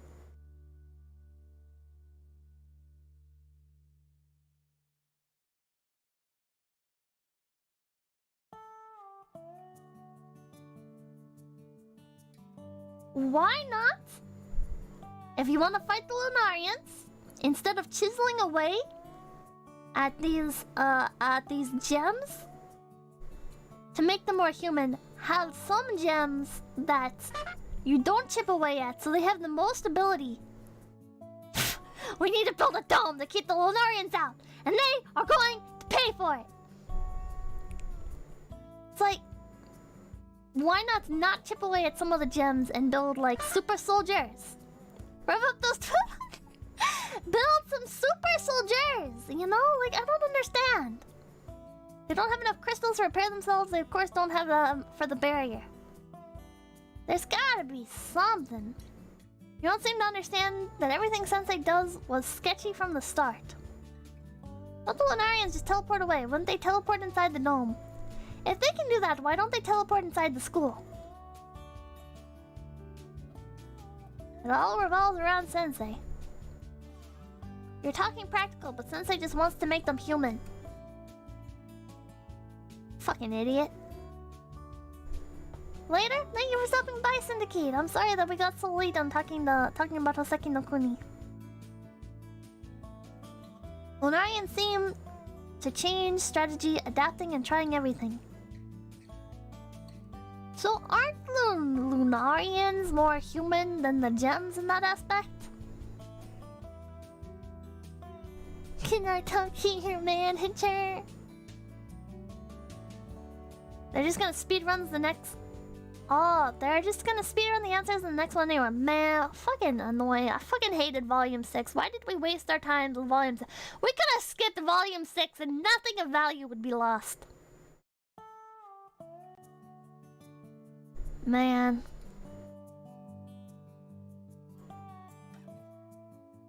You're a treat. Oh, thank you.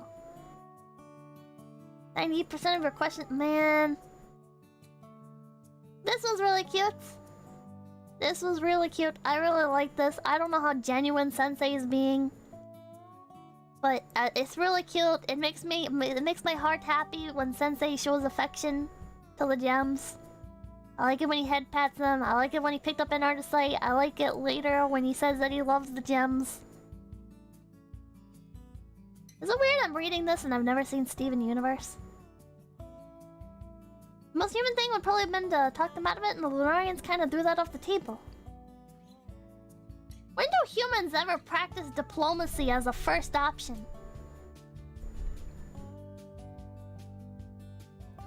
This was fucking adorable. I would unironically use this as like a Twitter profile picture or something.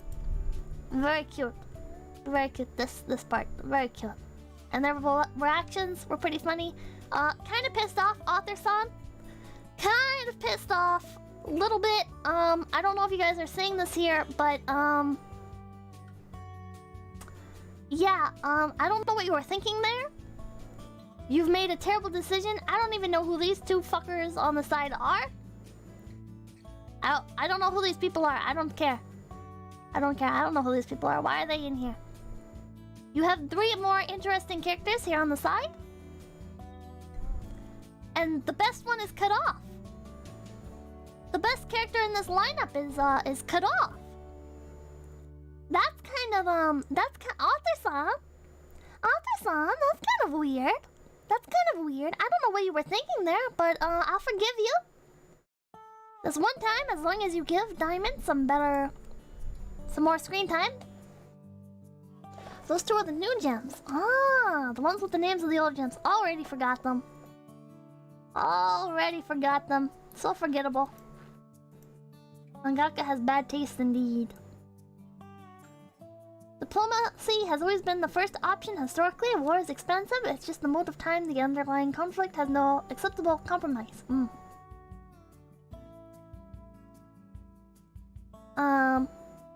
Lapis is so cute. Before they ruin her. Cairngorm is so fucking ugly. Hate this dude. Fucking hate this guy. So fucking much. Her, he, it, they're all guys. They're all genderless. Whatever. Fucking hate this person. Man. Lapis is up there with Diamond? Really though. Fucking really though. I really like this. I like it when Cairngorm calls her an abomination and she's doing like this fucking spider thing. Fucking weird ass spider thing.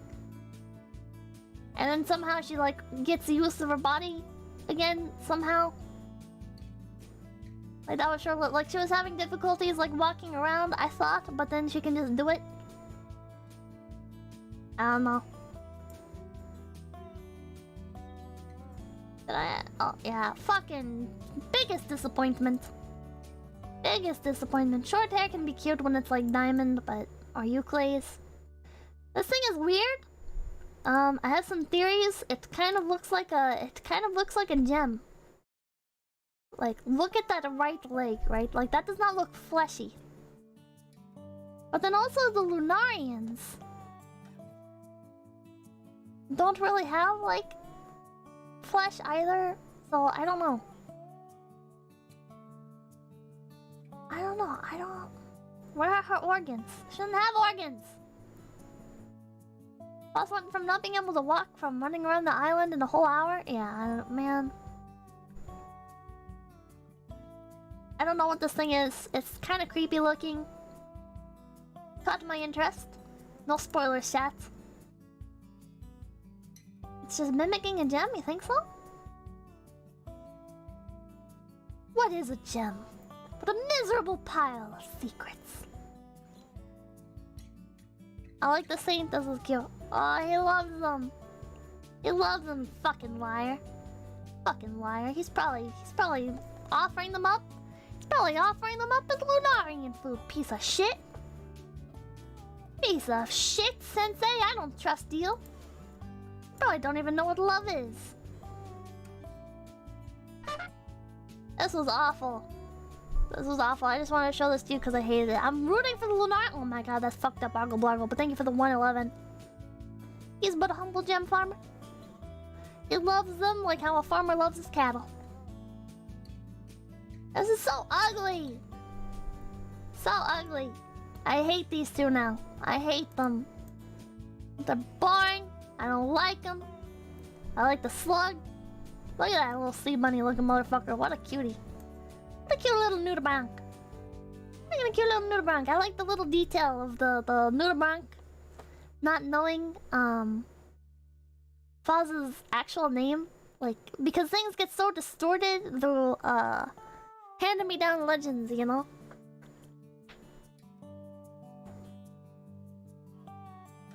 I thought that was like a really cute thing. This chapter made me sad. It also made me sad. Knowing that the ruler is fucking dead. Has been dead. I'm kind of concerned that this little sea slug thing is either gonna return home and get murdered by like Crow Nation, or that possibly like the legends are gonna pass down or something that she was like a slayer of gems, and maybe these things will want to go to war with the gems. I don't know. Kind of ominous. But for now, I'm just enjoying the really fucking cute slug.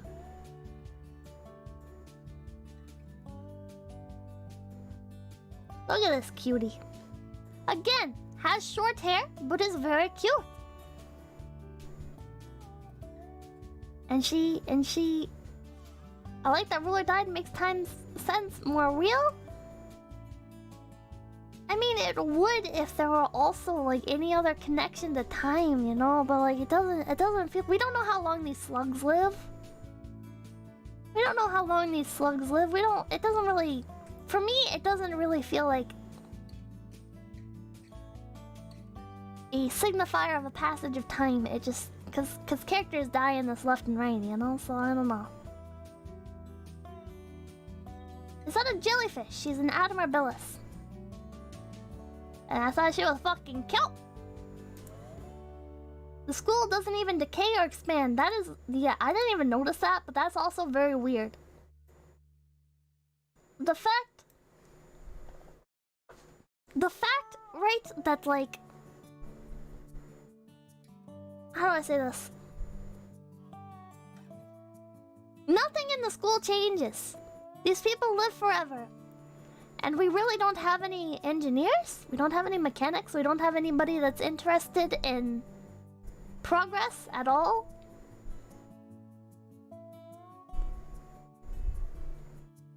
Like, I don't know. It just kind of annoys me that the gems are such passive characters. The gem... Why am I fucking leaning? I'm just so out of it. Like, this is how I'm sitting, man. I'm just like, man, fuck. Fucking gems, man. Why have progress if you live forever? Because they have feelings. They have feelings. Right? If you can have insecurities and you can have desires, like, why not do anything? Lapis does. Lapis had a lust for knowledge. and with 𝐹𝑜SS, that applied in the form of organizing the books in a more convenient manner.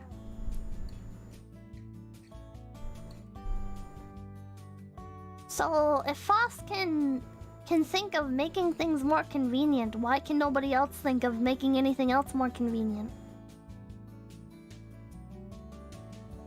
Have you read 𝐒𝐻 by Neil Shusterman? No, but I played a fucking board game called 𝐒𝐻. I hated it. Perhaps not to the same degree as humans? And why does Sensei... When this is something humans do, right? This is something humans do. Is they innovate. And Sensei wants the gems to be like humans, right? He assigned 𝐹𝑜SS to make, to go out and make encyclopedia. Why is he not having the other gems do stuff like this too? One of the gems likes to sew. She likes to make stuff, which begs the question, where is she getting the materials to do this? It's like, I'm tired of being led by the nose at this point, especially when the plot is clearly taking place on the scale of hundreds of years. He's not human. He cannot innovate. He made a board game. You're telling me Sensei can make a board game, but he can't innovate? Is making a board game not an innovation? All the other gems have jobs, but you don't see it because they aren't the main character. Then why does the world not change around them?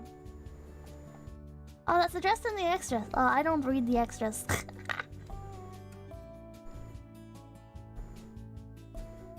Man, I'm sitting here impatiently tapping my foot. He did not make the board game, he just remembered it. They have no deadline to change the world, but over the course of hundreds of years, you would think something would change. Board games are a step back, not forward. All of humanity's problems stem from man's inability to sit quietly in a room alone. I agree, Anon. I agree. Thank you for the $1. The time scale is frustrating. Exactly why 102 years is just too much. In 200 years. Stagnation is literally one of the main themes. It's driving me fucking insane. It's driving me insane, chat.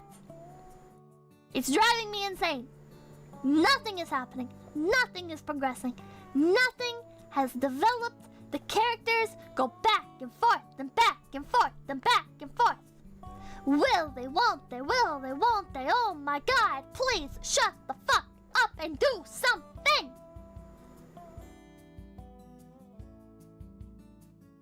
God fucking damn it.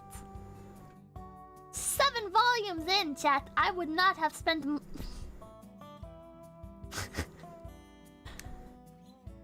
If I was not doing a book club, I would not have spent money.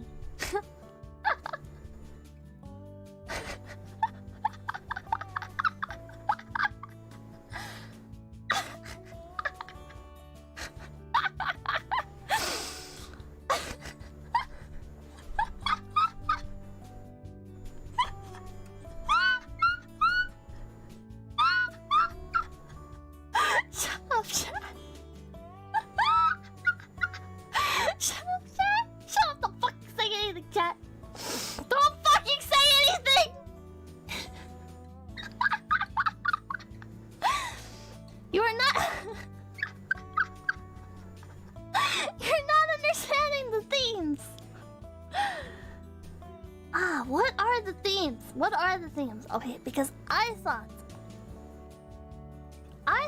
the theme from what I was getting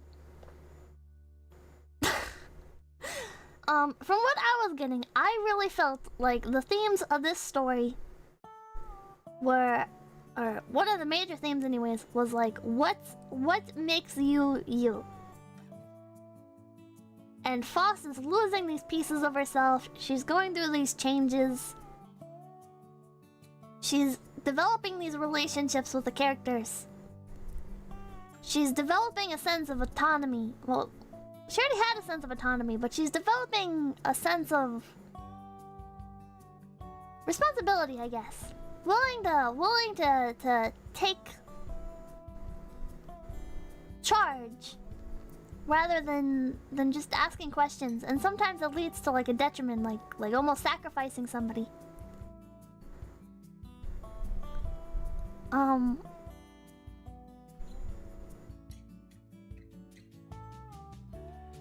But it's so...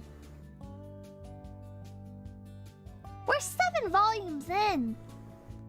And the character is kind of back to where she started, but now she has like a split personality. And I really just feel like by this time they should have developed some of the other characters more. To maybe like juxtapose how different 𝐶𝑯𝑨 is. Like, she's different visually with the arms, she was different visually with the legs, but then like they didn't want to keep drawing it seems, so... Now it's like, how is 𝐶𝑯𝑨 different from everybody else? What makes 𝐶𝑯𝑨 different from Yellow Diamond, who is depressed and considers or wants to potentially or has thoughts of just putting herself in a permanent sleep? How is 𝐶𝑯𝑨 different from Cinnabar, who continues to feel insecurities? How is 𝐶𝑯𝑨 different from the other gems that lose pieces of themselves?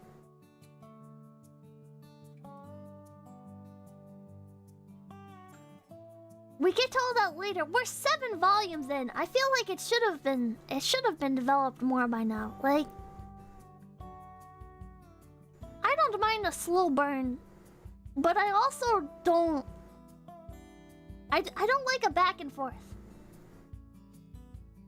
7 volumes is nothing. 7 volumes is 6 more volumes than most people will... It's 7 more volumes than most people will ever get. And it's 6 more volumes than many mangas ever get. Alright, do you know how many fucking mangas I've read that have gotten dropped?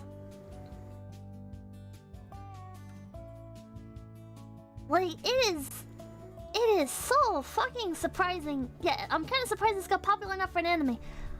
I am surprised as well. I am surprised. Maybe it's like different cultures enjoying different things. I really enjoyed this at the start. I feel like Volume 1 was a little iffy, but Volume 2 was really strong.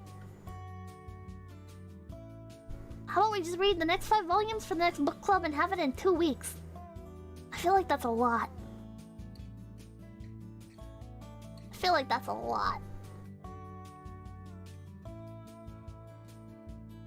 It's probably a story that you need to go back and reread and it makes more sense, maybe.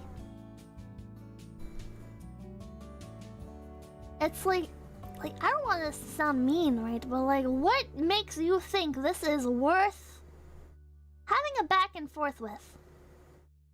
Are you trying to capture like the One Piece audience, the Bleach audience, where they don't care if anything changes? They just enjoy the characters, they enjoy the adventures. Is that what this is? Because you kind of misled us a bit here. Why not do 3 volumes this week? Because most people can't even get the 2 volumes done each week. You gonna purchase and watch the anime Blu-rays? Fuck no. I almost purchased the Blu-rays for Azure Lane though, until I went on eBay and saw they were 70 bucks each, and then I was like, haha, nope. Maybe shoujo audience where they just like pretty girls and gemstones. There are so many shows, so many mangas that fill this niche. Pretty Cure, or not Pretty Cure, Precure, whatever the fuck it's called. Precure has like gem fucking wands and shit in it.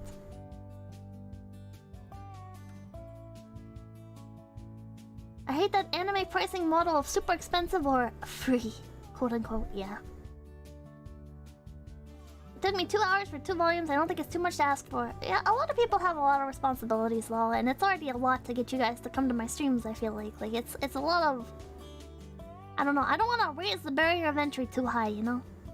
People have lives to live. BDs are ridiculously overpriced. I have so many. Oh, I'd have so many if they weren't $70 for a fraction of a season. Dude, that's another thing that fucking killed me about the fucking Azure Lane Blu-rays, alright? I'm sitting here like, okay, $70. I get a skin from it. Of one of my favorite ships, right? I can listen, and there's more codes for the different Blu-rays, right? Like maybe. But then I find out you only get like 3 episodes on there, and I'm sitting here like, I don't even like this anime, I just like the game. You want me to spend how much? Do you know how much I spent on Crosswave? A game I also don't like? I only care about the franchise? Like, fuck you. Feels like you're fucking taking me for a ride, Yostar. Like, man, I love Azure Lane. But god, how much? Okay, Crosswave released on Steam. And after the DLC and everything, I think it comes out to like $80. Something like that. And then you can buy it on Switch for I think like $50. Bought the game, yeah, they took you for a ride. Man! And now you want me to buy your Blu-rays? For like, you get like 3 episodes for $70? The skins aren't even live 2D. You get a code to get a skin for the characters in the game. But the skins aren't even live 2D, they're just skins. Like, man, I'd rather just drop like 20 bucks on a fucking live 2D skin. Enterprise just got a live 2D skin. I don't know if I'll pick up that. I've kind of dropped Azure Lane. I can't get invested in Operation Siren at all. It bores the shit out of me. I don't know why. Operation Siren bores the shit out of me. It has ruined Azure Lane for me. I feel left out not taking part in the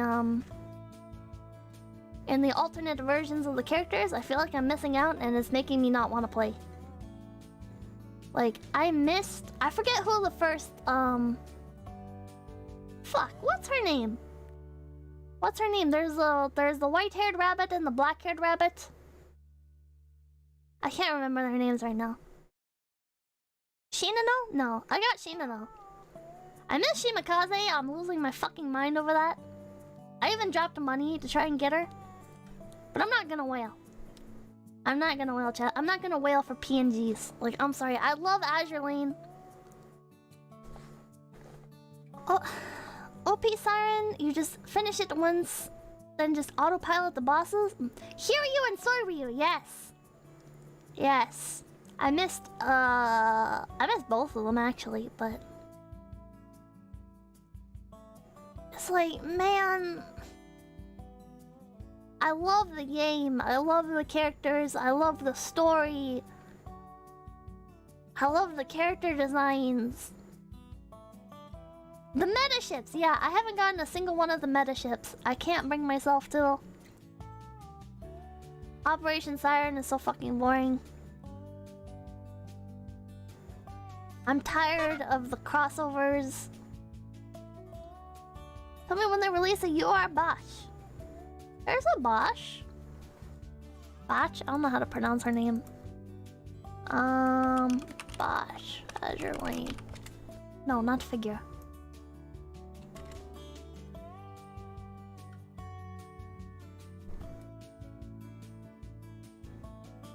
Dun, dun, dun, dun. There's Bosch. She's very cute. I really like her. But I don't know if you are Bosch is something different. Oh, ultra rare? Bosch is just rare? Oh. Does she have a retrofit? Oh, that's another thing. One of my favorite things about Azure Lane was unlocking retrofits. And it's like, I don't know, it's just lost the magic. I used to get so excited working on ship retrofits, but now it feels like if I'm not putting all of my resources into the events and stuff, I'm missing out. And it's like, well, I miss when the game had more downtime, you know? Like, I miss when the time between events was like... enough time to fucking breathe, alright? Right now, I stopped playing the fucking game. Because it's like, listen, you'll have a fucking event that lasts like 2 weeks, right? And then you have 3 days break, and then there's another fucking event. And now there's like a mini event that started in the last couple days of the last event, and it leads into the middle of this event. You better fucking keep track, kiddo. You better do all your fucking dailies. And I'm just saying here, like, it's too fucking much. I don't have time to sit here and max out everything on this fucking game. I don't. I fucking don't. I just don't. I loved Azure Lane when I could sit there and, like, play the game while I was doing, like, chores and stuff. Sounds like a chore? It is a fucking chore. But, yeah, funnily enough, I would play the game while doing chores. You know, like, oh, I'm doing laundry. I'll auto my fucking hard mode missions or whatever, you know? I'm doing, like, wiping down the counters or whatever, you know? You fucking do stuff in between. But now it wants you to pay attention to everything. There's so much shit going on. Your face is glued to the fucking screen constantly. Just use auto mode. I do use auto mode, but there's so many events now. They come out with events constantly. And the first round of the events, like the first time you do each stage, you have to, well, not even the first time, multiple times. You have to multiple times manually go through the stages. And it's like, man, it's just too fucking much. Sitting there, having to tap the screen every 3 seconds is too much. Azure Lane was a good auto game to auto while doing other stuff, yes. But I hate how much you have to do in between auto instances. Same. When I played, they would do back-to-back events. Drop that. Yeah, that's when I dropped it. That's when I dropped it. If I can just go through a stage... That's the point, Pippa. The game is a chore, so you pay to bypass it. But you can't in Azure Lane. You can just pay to speed it up a little bit. Do some girls' friend line or just do book club for the story. There's currently a riot for being chill with content. If being chill is your jam. Or just do book club do book club for the girls' friend line story? And somebody asked about Arknights. I love Arknights, but it makes me depressed. Arknights is a very enjoyable game. The gameplay is so much better than Azure Lane. The character designs I don't like as much. Except for some exceptions, like W. I fucking love W. W is perfect. But that game makes me depressed. Like, that game makes me so fucking sad. That's one of those games where the story is just so... I just can't. I don't have the mindset for it. I like Promenix. Yeah, Promenix is amazing. W is recycled salt body. I think one of you guys said that last time. Can't really bypass events. No, you can't.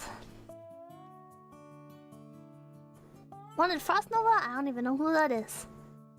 But it's like, I like Arknights. I want to play it, but... I played Arknights because I liked 𝐒𝑡𝐚𝐭 design. I pulled her and got her instantly and stopped playing because it accomplished my goal. Oh my god. She was like, I think she was my first pull. But I don't like her. I don't really like her. One of my favorite designs is Siege. She was the character I really wanted. And I got her. Oh, and that was another thing that disappointed me is I really like skins. I like having like a personal touch to the game. But the game doesn't really have many skins, so it's like, well, I will literally pay you for customization. Just let me dress up Siege in something cute. What event made you the most depressed? I don't think it was an event that made me depressed. I think it was just playing through the main story made me sad. Although W's story was kind of depressing. They're cataloging a lot of skins right now. You gotta realize these games are designed to get you addicted. They're not nice. And I like Ajax and Ayanami. Ayanami's great. But I don't know, like I can deal with predatory game tactics, but you gotta give me something, you know?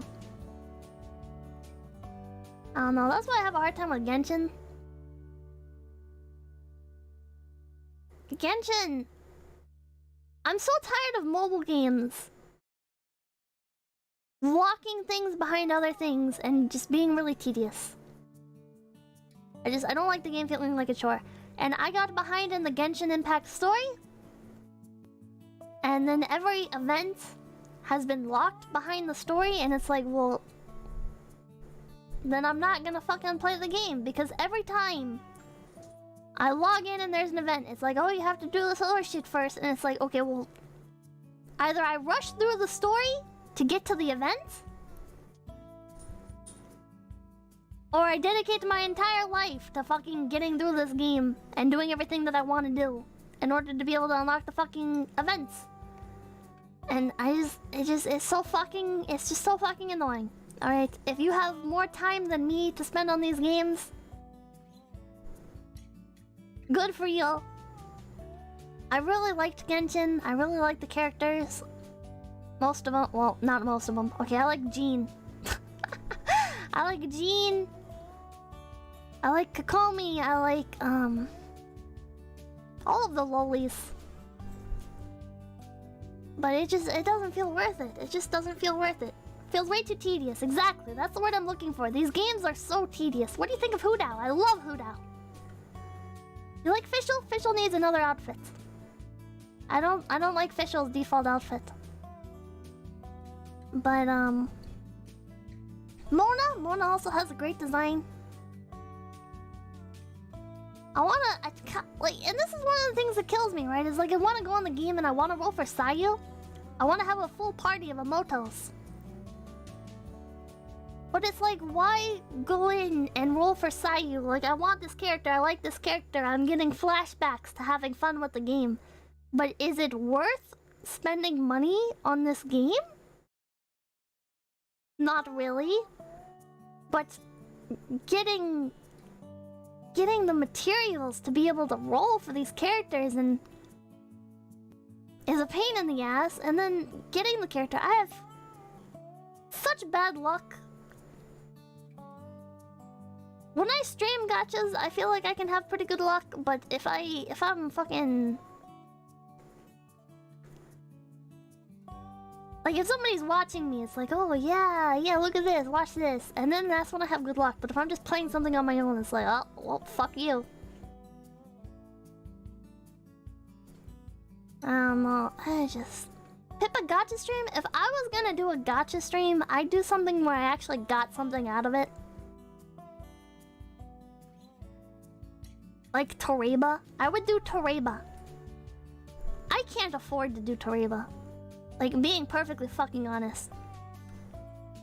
𝐿𝐴𝐵 is just... a lot of these games, you know, gacha games. I mean, 𝐿𝐴𝐵 is not really a... I think it's a gacha, because it's kind of RNG whether or not you're actually gonna get anything. Because fucking claw games, man. Never heard of it? 𝐿𝐴𝐵 is a claw machine game. Some of the Hololive girls played it. But, like, it doesn't feel worth it doing it with... BDO is a gacha. BDO is a free gacha, though. Like, the only thing I've ever spent money on in BDO is cosmetics. I never bought, like, anything to enhance my gear or anything. I bought the premium service and I bought cosmetics for my house. I had my donkey and my character. I don't know, maybe I'll set aside money to do a 𝐿𝐴𝐵 stream at some point, but then it's like, it feels so wasteful as well, you know? It feels so fucking wasteful, right? Like...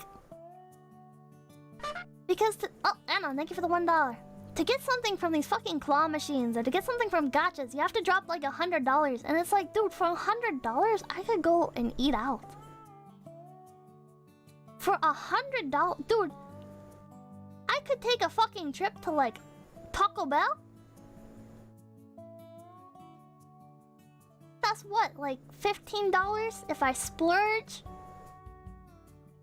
Or get a good steak, yeah. If I go to I could go to a fucking Outback Steakhouse. I could go to fucking Outback Steakhouse for $100.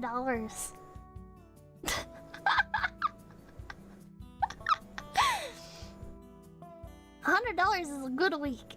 Yeah, $100 is like you're really fucking splurging on yourself. Like I can't fucking doing Teriba. You spend more than $5 at Taco Bell? Well, yeah. You gotta get like the Cinnabons. You can go to Outback on like $20, bro. But listen, if I'm gonna eat out, I want to get something fancy, you know, like a steak. Leave me alone. It's like have Tuesday play what song? $100 can buy you an $87 steak, exactly. Who the hell eats a Taco Bell? Fuck you! Could almost fill up on gas with $100. Man, what the hell are you driving?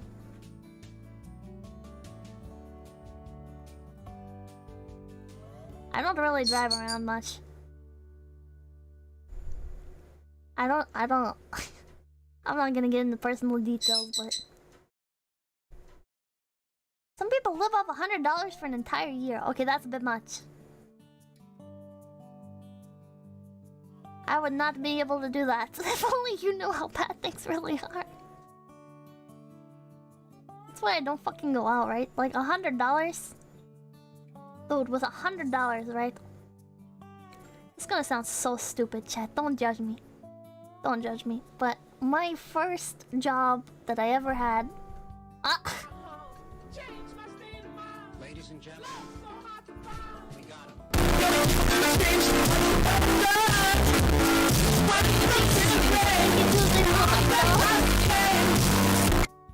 Jesus Christ, thank you, thank you. Tuesday single-handedly funding this channel. Oh my god. Don't think that you guys have to like Akatsupa or anything if you want to support, you know, like another big thing that helps. Like if you want to donate, you know, like $3, whatever, you know, like don't think that that's not a lot of money, you know, because like I'm not asking you to donate, right? I'm not asking you to donate, but don't think that your donation is less than. But Tuesday, that is a fuck ton of money. Thank you again. You have donated a ridiculous amount to me. I don't know how to express my gratitude, but thank you, thank you. Now here's the part where I make you feel ashamed of donating to me. Alright, the first job I ever got, I spent almost $100 on nectarines. You can't hear it, but I'm singing the song really loud. I believe it. But $5 on nectarines. my first paycheck I ever got.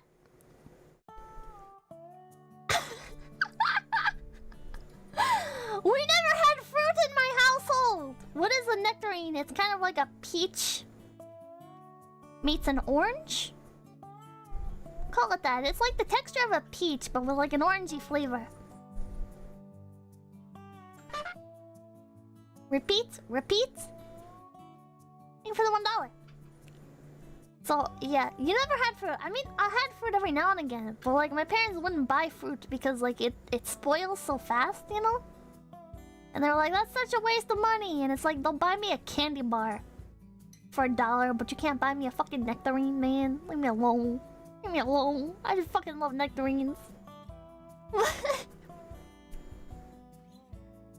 Man. So yeah, I didn't grow up eating a lot of fruit. So for me, this is kind of weird.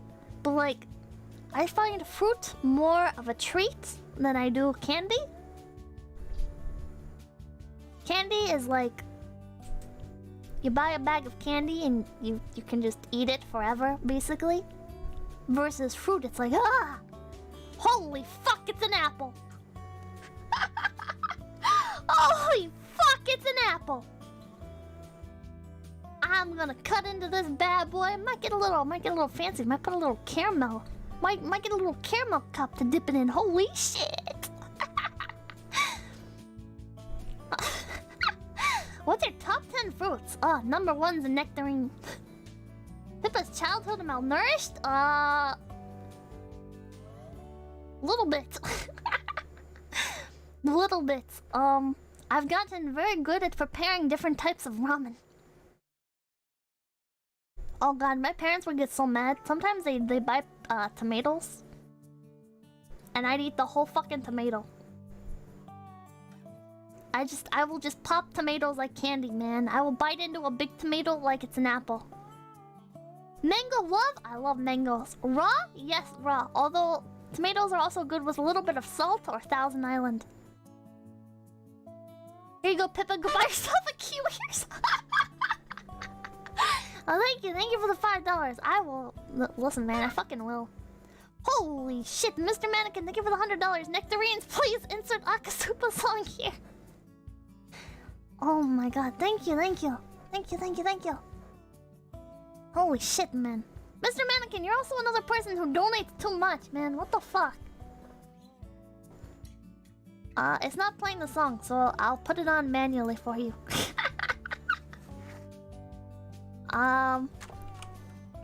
Ladies and gentlemen, we got him. Sorry, one moment. Underage! No, I'm not. I'm 3. Oh, hold on, I have Chrome. Hold on, this is taking a moment, but you'll have your moment, Mr. Mannequin, I swear. I thought I had it all together, but I was led astray. The day you walked away, you were the clock that was ticking in my home. Changed my state of mind. Ladies and gentlemen, Love so hard to find. we got him.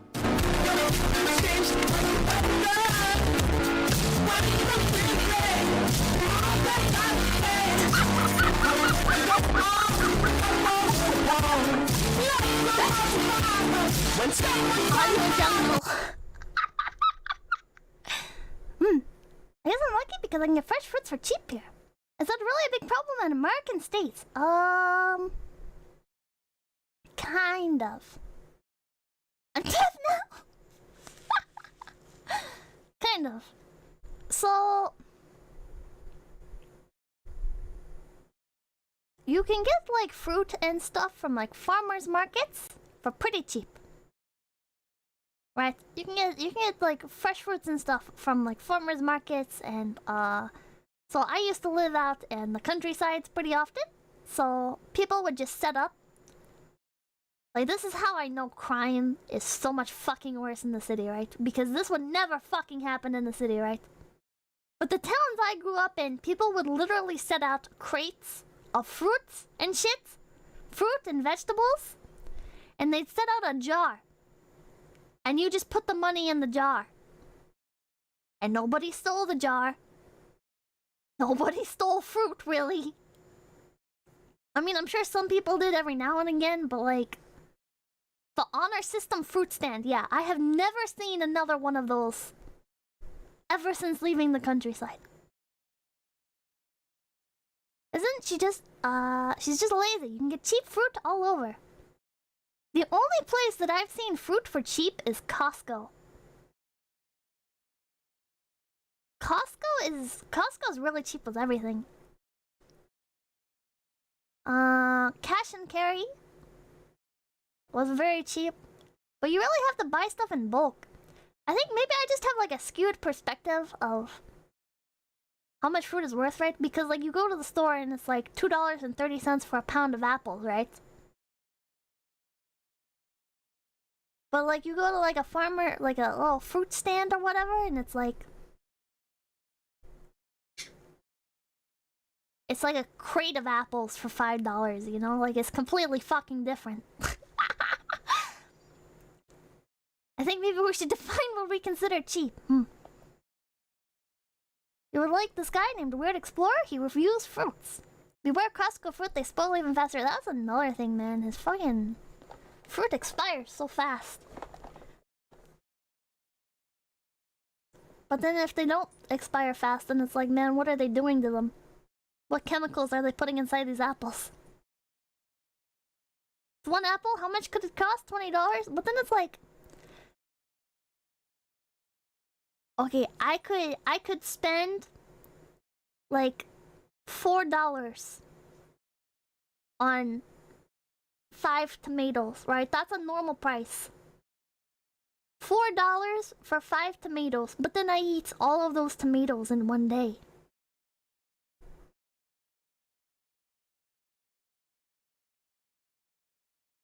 Alternatively, and then I'm still hungry, right?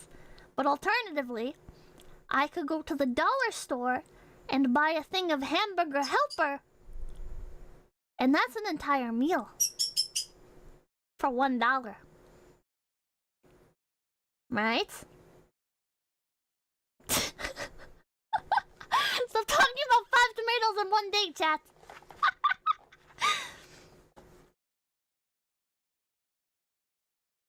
Doesn't that make more sense to just buy the hamburger helper? And you always have milk in the house anyways, right? And like cereal, you know? Cereal's another thing, right? Where it's like, yeah, a box of cereal. If you go fancy cereals are like $5 a box. But you can buy a big bag of cereal for $1. Depending on where you go. And as long as you're not buying main brand. I think generally $2.50 is a more accurate price.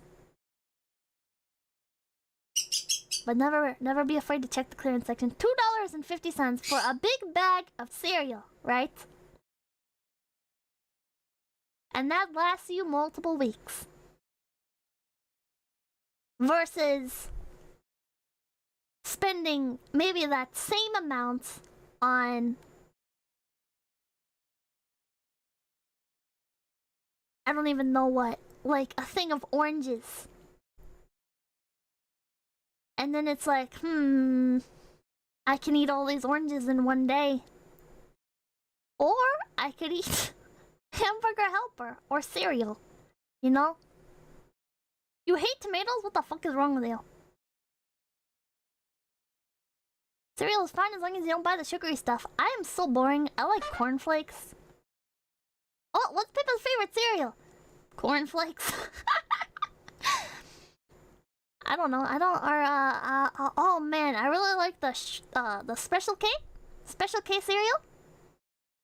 Just how fast do you eat fruit? I like fruits. Special K. If I have the like extra money to splurge, you know, they don't make these in the big boxes or anything. They only sell them in smaller boxes. But my all-time favorite, if I'm willing to splurge a bit, I like the that Special K or whatever. It's almond, granola, and banana chip. Holy fuck, banana chips. Banana chips and granola. Special Pipkin. Oh my gosh, shut up. Cheap healthy food is bean and rice, and then fruits and veggies are the treat. Huh? That's the embodiment of the send help meme. Special, huh? Fitting. Jokes aside, they're usually pretty good though. Banana chips are the best. Holy shit, yes they are. Cornflakes with cranberries is top tier. I've never had that, but one of the things I like about cornflakes is you can add stuff to it, right? Like cornflakes, you can eat cornflakes with chocolate milk and it'll still be fucking delicious, right? Dried mangoes? Dried fruit in general, I'm not a big fan of the texture, but I only buy foods in such bulk that it requires a forklift to move. Anything less and the price per unit is too high. Hashtag hustle. Fuck man, I feel that. I feel that. It would be such a fucking docs picture, so I can't do it, but I have these photos of Mamakin and Papakin's house. There was this store. Affectionately, we call it Gross Me Outlet. Gross Me Outlet in Phase World. And they had hella deals on stuff. They would get shit that was like near expiration, and they would sell it And oh my god, one time Mama Kin and Papa Kin came home. They filled up half of a bookshelf with things of mayonnaise. These fucking bottles of Heinz mayonnaise. Half a bookshelf. Half a bookshelf! It goes to the ceiling! Like, that is like fucking 250 bottles of mayonnaise. Did they go through them? Nobody in that house ate fucking mayonnaise! But that's what Mama Kin and Papa Kin are like, and I feel... I see myself in them sometimes. Oh, and the best part about it is it fucking expires super fast, you know? Because the stuff is already at the expiration. Like, it's already like a week or a month from expiring. Uncle Blargo, thank you for the $5. I like 𝐶𝑯𝑨𝒀𝑆 because it's casual. You don't get all dressed up like you're going to Walmart.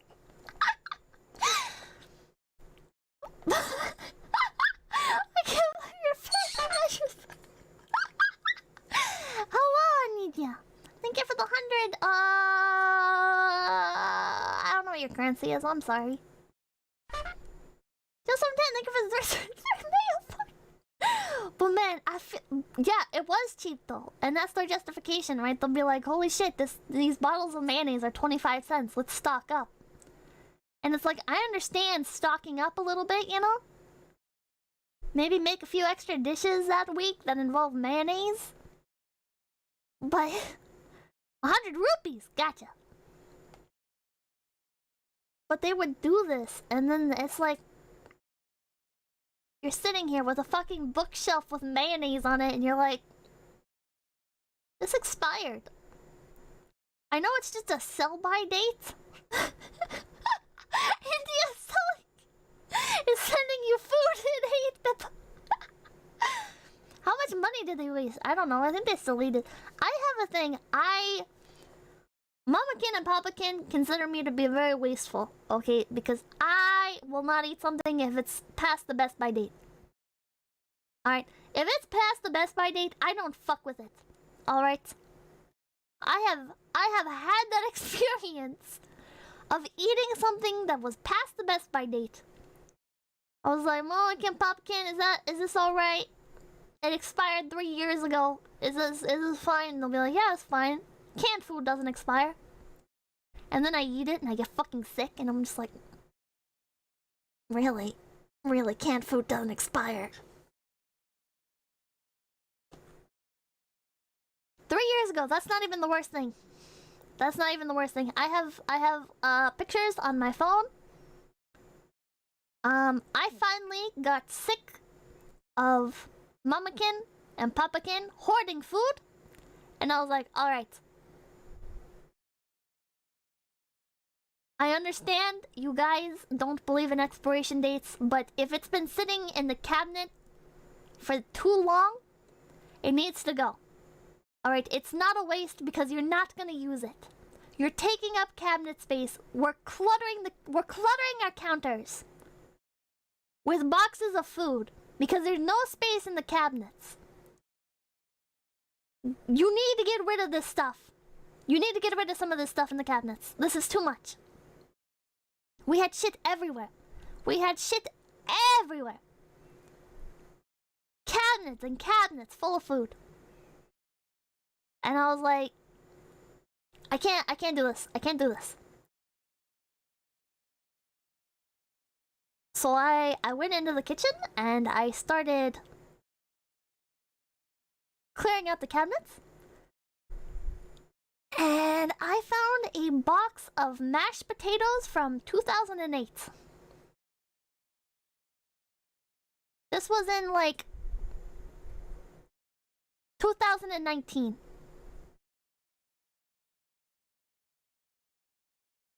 That box of mashed potatoes had moved houses with us like 8 times. That's probably being...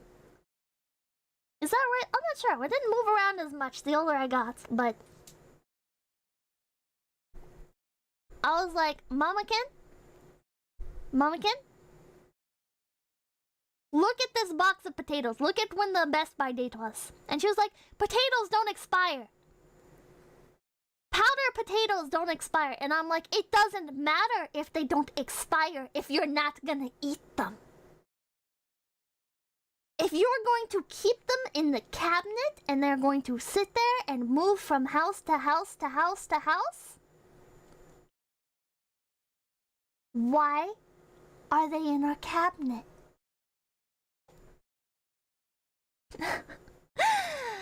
And she was like, she got really mad. She got really, really mad. And it's like, man, I don't even know if I even managed to get her to throw them out. She was like, okay, fine, just stack all the expired food and I'll handle it. And I don't think she actually got rid of them. I don't think she actually got rid of them. I had the feeling that she stacked them right back inside the cabinet. She probably hid them. She was very like petty like that. She probably stashed them in like the garage or something.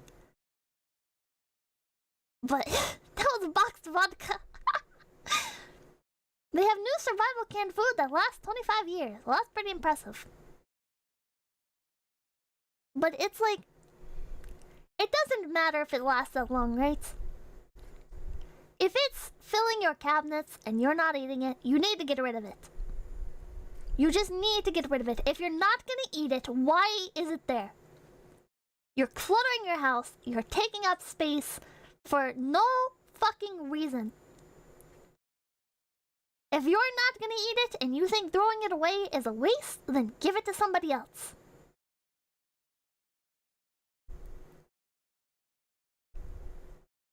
And it just fucking drove me insane. It just drove me insane. And there were more boxes like that. That was the only one that was quite that old.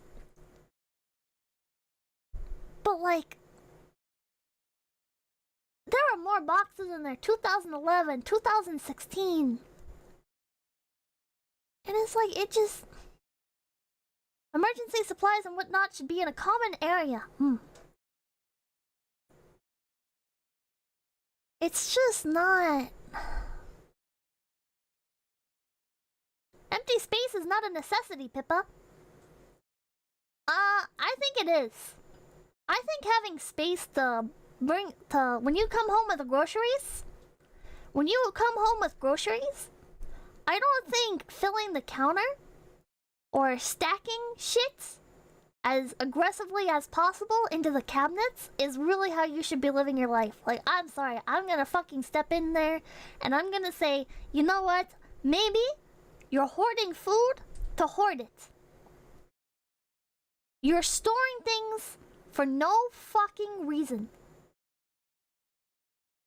It was always an ordeal coming home with groceries and shoving shit into the cabinets. And it's like, it's not even, the shit in there is not even edible at this point. It's like, she would keep things like there were so many fucking times in the house where there was nothing to eat really except for canned food. Because canned food is like, I mean, it's fucking easy peasy. You know, you can open a can of beans and there you go. Right? But she would keep things like, you know how they sell those big containers of peanuts? I don't know what the measurement it is. It's maybe like half of a milk gallon, I guess. Half of a gallon of milk. Of fucking peanuts. And there would be like a thin layer of peanuts at the bottom of it. And it's like, you haven't done anything with this in so long. It's just taking up cabinet space for no fucking reason. And she'd make up excuses for things, right? Like, I bought, from the dollar store, they had, flavored seaweed. Barbecue flavored seaweed. And I picked it up one time, I tried a package of it, I was like, this shit's awful. I don't fucking like this at all. But I'm not allowed to throw away food, so it sat in the cabinets.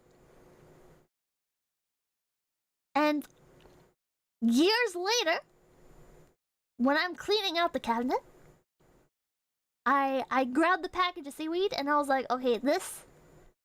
Nobody but me ate any of this. This needs to go. And she was like, no, I bought that for the fish tank I plan on setting up. And it's like, you've had a fish tank stand laying in the fucking dining room for a year and a half now. You're not putting up a fish tank.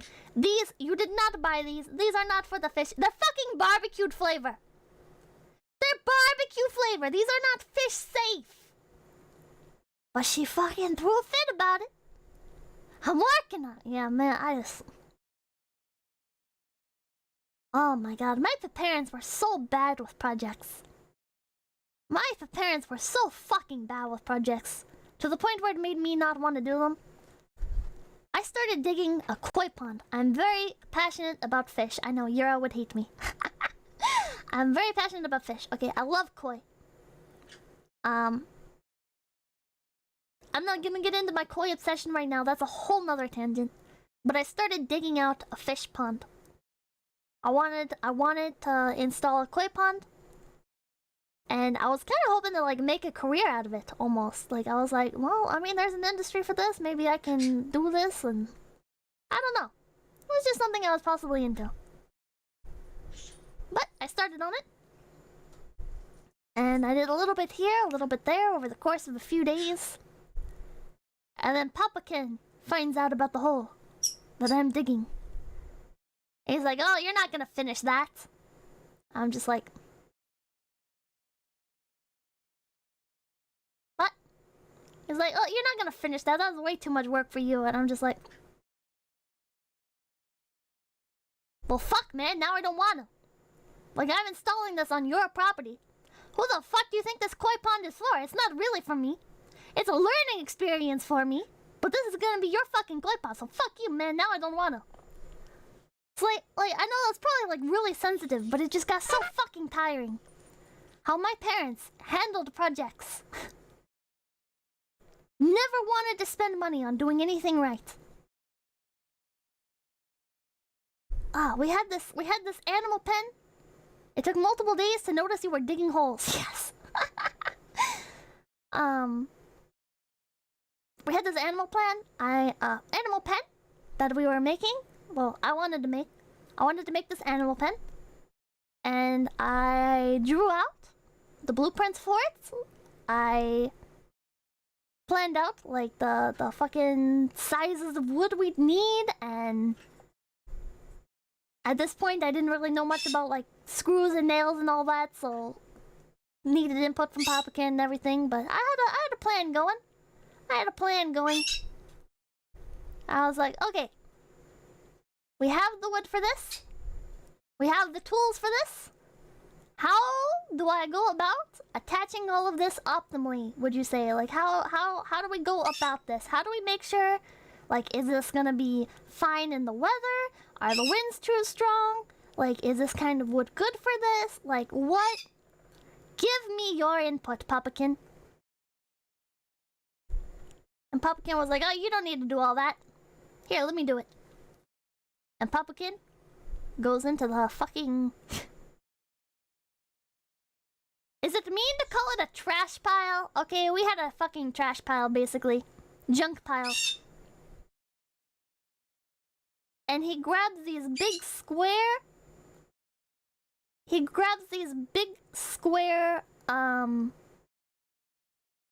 link fence parts. They're like these fucking... They're like... 8x8. They're like 8x8 fence... chain link fence squares. And he takes these, and he takes 3 of them. And he zip ties them together. And then he puts a stick up in the middle. And throws a tarp over it, so the animal inside stays dry. And then he sticks... I don't remember what he used for the front. I think he barricaded it with, like, crates and stuff. Like the little fence area, and then we had a spare fence gate that he stuck on there. Oh, you know what it was? It was a fence post, and then he He wrapped some fence around, and then he used some dog crates and stuff to keep it in place.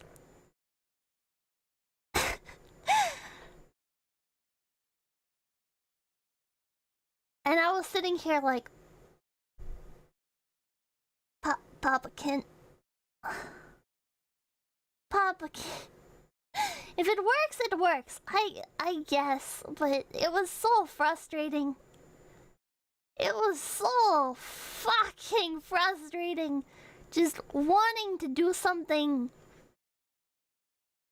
just the right way for once. It's so frustrating, like making a plan and having an idea for things. Guys don't work as dog collars. Holy shit, chudicles. Pipkin was a problem solver, yes, which was good for some things. Very bad for other things. Wanting you to do something that looks nice, but you end up with a whole bunch. Man, that's literally it, man. That's literally it. It's like, okay, I want to do something that is assembled correctly and will withstand the elements and is visually appealing. And Pipkin's just like, yeah, some wood, some fucking old fence parts, and a tarp.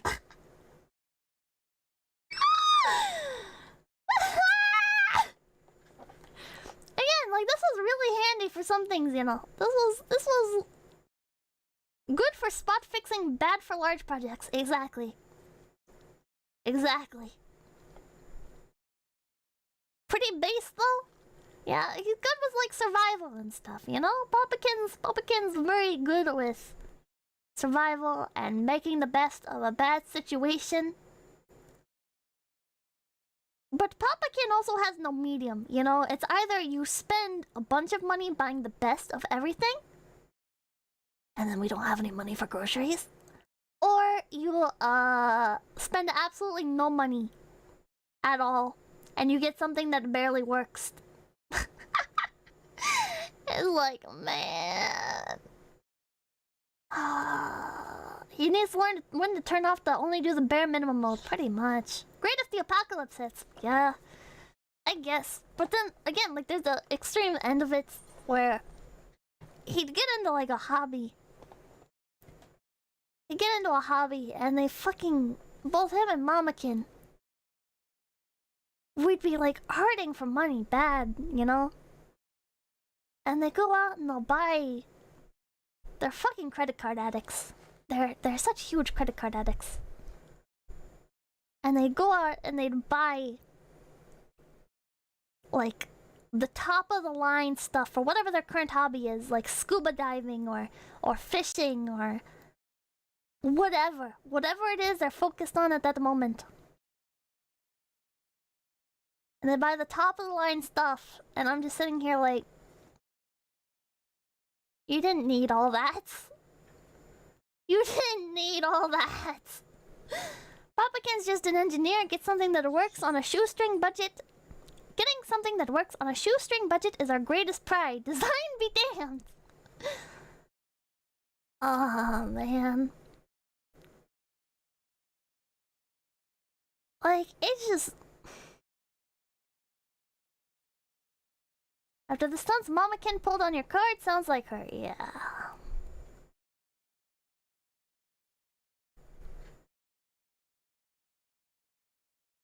My family has issues with money.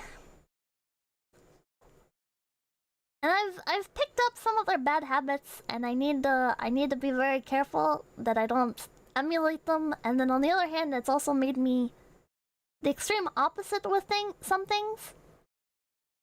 Like, I don't trust expired food at all. I will not risk expired food. I don't even trust the milk. Like, if milk gets too close to the best by date, I don't trust it, you know? I don't trust it. It sucks to waste food, but I'm not gonna fucking poison myself again, you know? Tell me you're learning from their mistakes. I'm fucking trying. Have you been investing in your mayo stonks? Man, you know what the funniest fucking part about that mayo situation was? Do you know what the funniest part of that mayo situation was? is I went in the fridge when they came home with all those fucking bottles of mayonnaise. And we had this really big tub of that Heinz mayo in the fridge. And that shit was expired by like 6 months.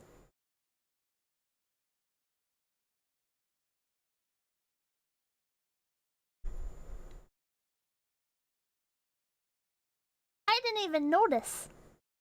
I didn't even really notice. Until I wanted to put some on my bread. And it was like really fucking weird texture. Like it was not like mayonnaise. Bad mayo is so bad. First of all, it smelled awful. Second of all, it was kind of clumpy and very oily. It was like all the oil had seeped out of it. And it's like, man, you guys bought all this mayonnaise and you had expired mayonnaise in the fridge. And that's another thing. Alright, this is why I lived like practically only off of ramen and canned food. Because I would go in the fucking fridge, right? I'll go in the fucking fridge, right? And there's mayonnaise that's 6 months expired. There's milk that like visibly has clumps in it, but nobody's throwing it away for some reason, and I'm not allowed to throw stuff away, because if I throw stuff away, then it's like, well, what'd you do with the milk? It's like, well, it was expired. Well, you think everything's expired. Yeah, well...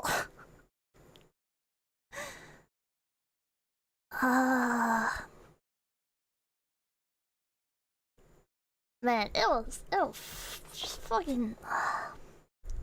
You know the fucking milk is expired when there's like a layer of water and there's like the milk chunks floating? Does your family also put back empty boxes? Yes. Yeah. My family also does the thing where like you take a seasoning packet from one box and you put like another seasoning packet. I need to turn on my fucking BGM again. Inside the other one. And it's like, you have no idea. Is this a complete set? I don't fucking know. There's like mac and cheese mix in here, and then there's also like fucking beef stew base. It's like, man, I've never ate mold, and I work in demo. I don't know if I've ate necessarily mold. Syndicate, thank you for the $1. Once by accident, I bit off a piece of a pie that had been sitting on the counter for 4 days. It smelled real bad, and when I bit into it, it was clearly in a state of decomposition. I still swallowed it. Why did you swallow it? You drank mold? Probably. But I got sick a few times from Mamakin's cooking, especially because Mamakin would take something out of the fridge, leave it on the counter. Meats. She'd take meat out of the freezer, set it on the counter to thaw, decide, oh, you know, I think I want Taco Bell tonight. Or, oh, I forgot to make dinner. Put it in the fridge. It sits there. Oh, I need to put this in the freezer, so it don't go bad. Sits in the freezer. Comes back out when she decides she wants to make dinner again. Sits on the counter and thaws again. Goes back in the fucking fridge. Yeah. How are you still alive, Pippa? Man. I just... Oh, and I fucking hated cooking. Mamakin and Papakin made me fucking hate cooking. There were some good moments, but most of the time I would try like just making something that I thought would taste good, and Mamakin would be on my ass. Well, what recipe is this? And I'd be like, it's not really, I mean, it's based on this, but I did some other stuff. It's just like, well, but that's not what the recipe said. And I'm just like, well, yeah, no, it's not what the recipe said, because I'm making something that I just think would be delicious. And she's like, well, you're using a lot of food. And I'm like, well, yeah, that's how cooking works. I mean, I didn't say this, but... It's like, man, she'd fucking harp on me whenever I was cooking, wanting to know like what recipe I was following and what I was doing, and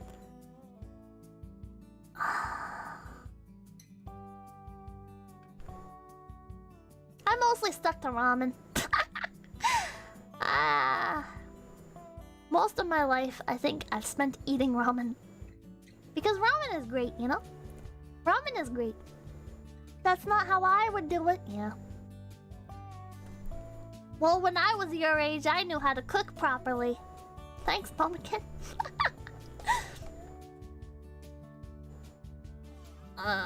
These slides are true pain. It's not that bad. But like one of the nice things about ramen, unironically, is you can prepare ramen like a million different ways. You can prepare ramen so many fucking ways. I would put cheese in my ramen. I would put leftover meat in my ramen. I would put little vegetables in my ramen. Oh, you have a can of like jalapenos? Put some fucking jalapenos in your ramen. Have some different sauces. Soy sauce in ramen. Tapatio in ramen. Whatever, man. You can make so many fucking combinations. Boil down the water. Make like stir fry. Ramen egg noodles. I fucking love those, man. You know how I cook? I eyeball everything and it always turns out delicious. Unironically, I don't think I'm that bad of a cook. I don't think I'm that bad of a cook. I think my problem is I hate being in the kitchen so fucking much that I turn everything on high when everybody is around because I just want to get out of there. Because the kitchen sucks so fucking much. People standing around you in the kitchen. But I can make pretty fucking good ramen, you know? Pippa cooking stream. I can't do that where I am right now, but maybe. Maybe eventually. The most experienced chefs eyeball stuff. Maybe. You wanna know if you're a good cook? Can you cook an egg? I can cook an egg a bunch of different ways. My favorite way to cook an egg is to cook it a little bit in the pan and then add some water and cover the top of the pan. And it steams the top and it cooks the top really nicely. And then you can flip it over and give it a little bit of a grill if you want to, but I don't really like doing that. Some people like doing that. I don't like doing that. And then you slap it on the plate. I don't even like salt on my eggs. I just put tapatio. Poached eggs. You put egg in your ramen, always. If you're able to cook an egg, you're a good cook. The more ways you can cook it, the better you are. Oh, well, I must be a fucking genius. I like my eggs runny. I like my eggs like soft, but not quite runny. I get kind of like a sick feeling when my eggs are like milky. Like if I can skim the top layer of the egg and it's like runny, I don't like that. But I do like sunny side up. I really like dipping my egg yolk with toast. You put a ragu on your ramen. I don't know what ragu is. Everything other than eggs is easy. You can eyeball just about anything and make something delicious. My favorite way of cooking things is I just really love letting things soak, you know? Are there more screenshots left? No, they are not, Syndicate. You are free to go. You are free to go, Syndicate. I'm sorry. I'm hungry for eggs. Thanks, Pip. I'm sorry. Oh, man. Oh, tomato sauce ragu. Oh, no, I've never done that. But McDonald's eggs are good. Do you know how you can make those? Pipkin showed me. You can take an egg, whisk it around inside like a piece of Tupperware, and pop it in the microwave, and that's how you make like McDonald's eggs. It actually works. I was kind of shook. It makes them like so fluffy and strange. Want to eat all the eggs? I'm pretty hungry for eggs. Those are basically poached eggs. Pippa eats eggs with chat stream win. Oh my god. Man, I still have like the one chip challenge and stuff I need to do. I've been trying to set aside like a week that isn't as busy as the others, where if I get like out of commission for a while, it'll be okay, but it's so fucking busy. I can't believe you remember that. I still remember. I just don't like. I don't want to put it off, but I also don't want to like fuck up my schedules. Community egg eating stream. What the hell? What is your gut? What? One chip on you. If you eat the chip, you will die. Look up the 3-ingredient stovetop mac and cheese recipe. It's magical. I will have to do that. And I love mac and cheese. Oh, what I was saying with cooking. Bros, I fucking love crock pots. I fucking love crock pots, man. When are we doing the Peppa Pig then? I've been trying to think of a good way to go about that without it just being a boring piece of shit.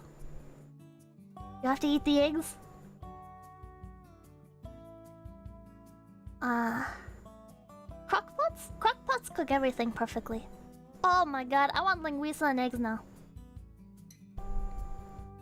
Playing the newly released game, oh god. I guess I could do that. I guess I could. Play the Peppa Pig game? I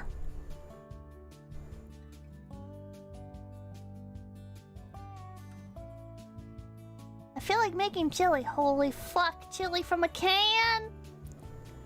It's so delicious! Chili with a can with the little jalapeno bits in them. Nothing gets better than chicken pot pie. I don't really like chicken pot pie that much. I'm not really a big fan of like the crust. Fuck you guys, now I'm hungry. Now I'm hungry, pieces of shit. Jalapeno makes everything better. Homemade chili's superior though, sometimes. God, I'm hungry. Linguiça? Cook linguiça, boil it, then throw it in, cut it up thinly.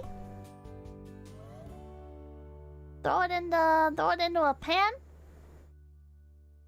Scramble some eggs in that pan. That is a fucking amazing breakfast. My breakfast feels insufficient now. Meatloaf. Meatloaf is good. You're filtering me! Okay, I'm gonna end stream and I'm gonna go eat. I'm so fucking starving now. Actually, I'm kind of craving Taco Bell, but it's... it's midnight. Linguiça is so good, holy hell. Dude, linguiça is perfect. Linguiça is like my favorite. I could eat linguiça every single day. If you guys haven't had linguiça, look it up. It's a Portuguese sausage. It is fucking amazing. Grandma Kin used to use linguiça in like everything. Holy shit. Oh man, I miss Grandma Kin's cooking. Grandma Kin cooked a lot of food from like that region, we'll say. And holy shit. I'm so disappointed in Papa Kin for not picking up her recipes. He only picked up linguiça. Linguiça is the only thing he's stuck with. I like the jalapeno mango sausages. That's pretty good. Okay, I'm gonna call it here. Bird Prisoner wants sausage too. She can't have any. Thank you guys so much for stopping by. Supmod Senior, JL710, The Justed One, Mr. Mannequin, Krampus, Person with a Japanese Name, Connie, Rich, JL710, Mr. Mannequin, Aegis, Deadamac Gaming, Rama Ranger, Aegis, Zenlore, Man Wars, Badger Cape, Convery, Bored Undead, Grigori Smirnov, Gods. Oh, I lost my place.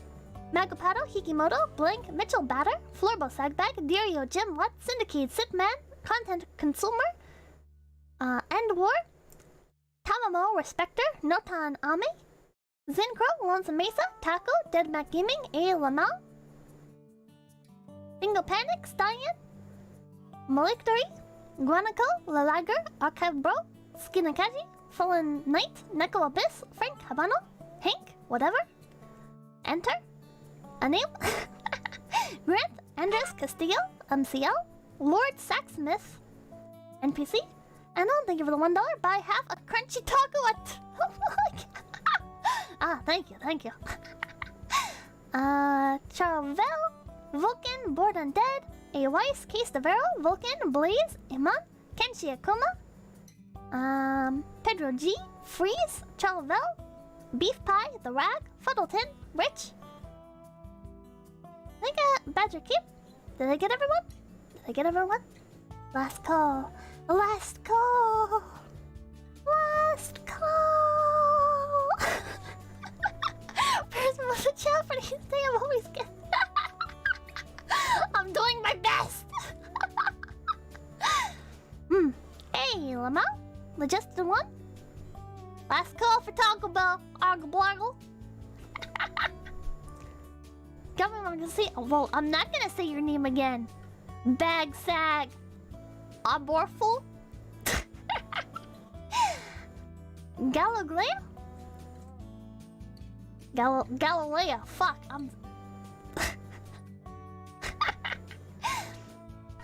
Thank you guys. Thank you guys for stopping by. Beef Pie. Syndicate. Thank you for the $1. Nice stream. Enjoy the food. I will. The Boo Titan. We get a second one? No. No. Space that is filled. Mr. Takis. First last. Deadly Pedestrian. Tarot tomorrow. Let's go! Krampus! Thank you guys so much for stopping by, and I will see you tomorrow with Terra! What's a cringe?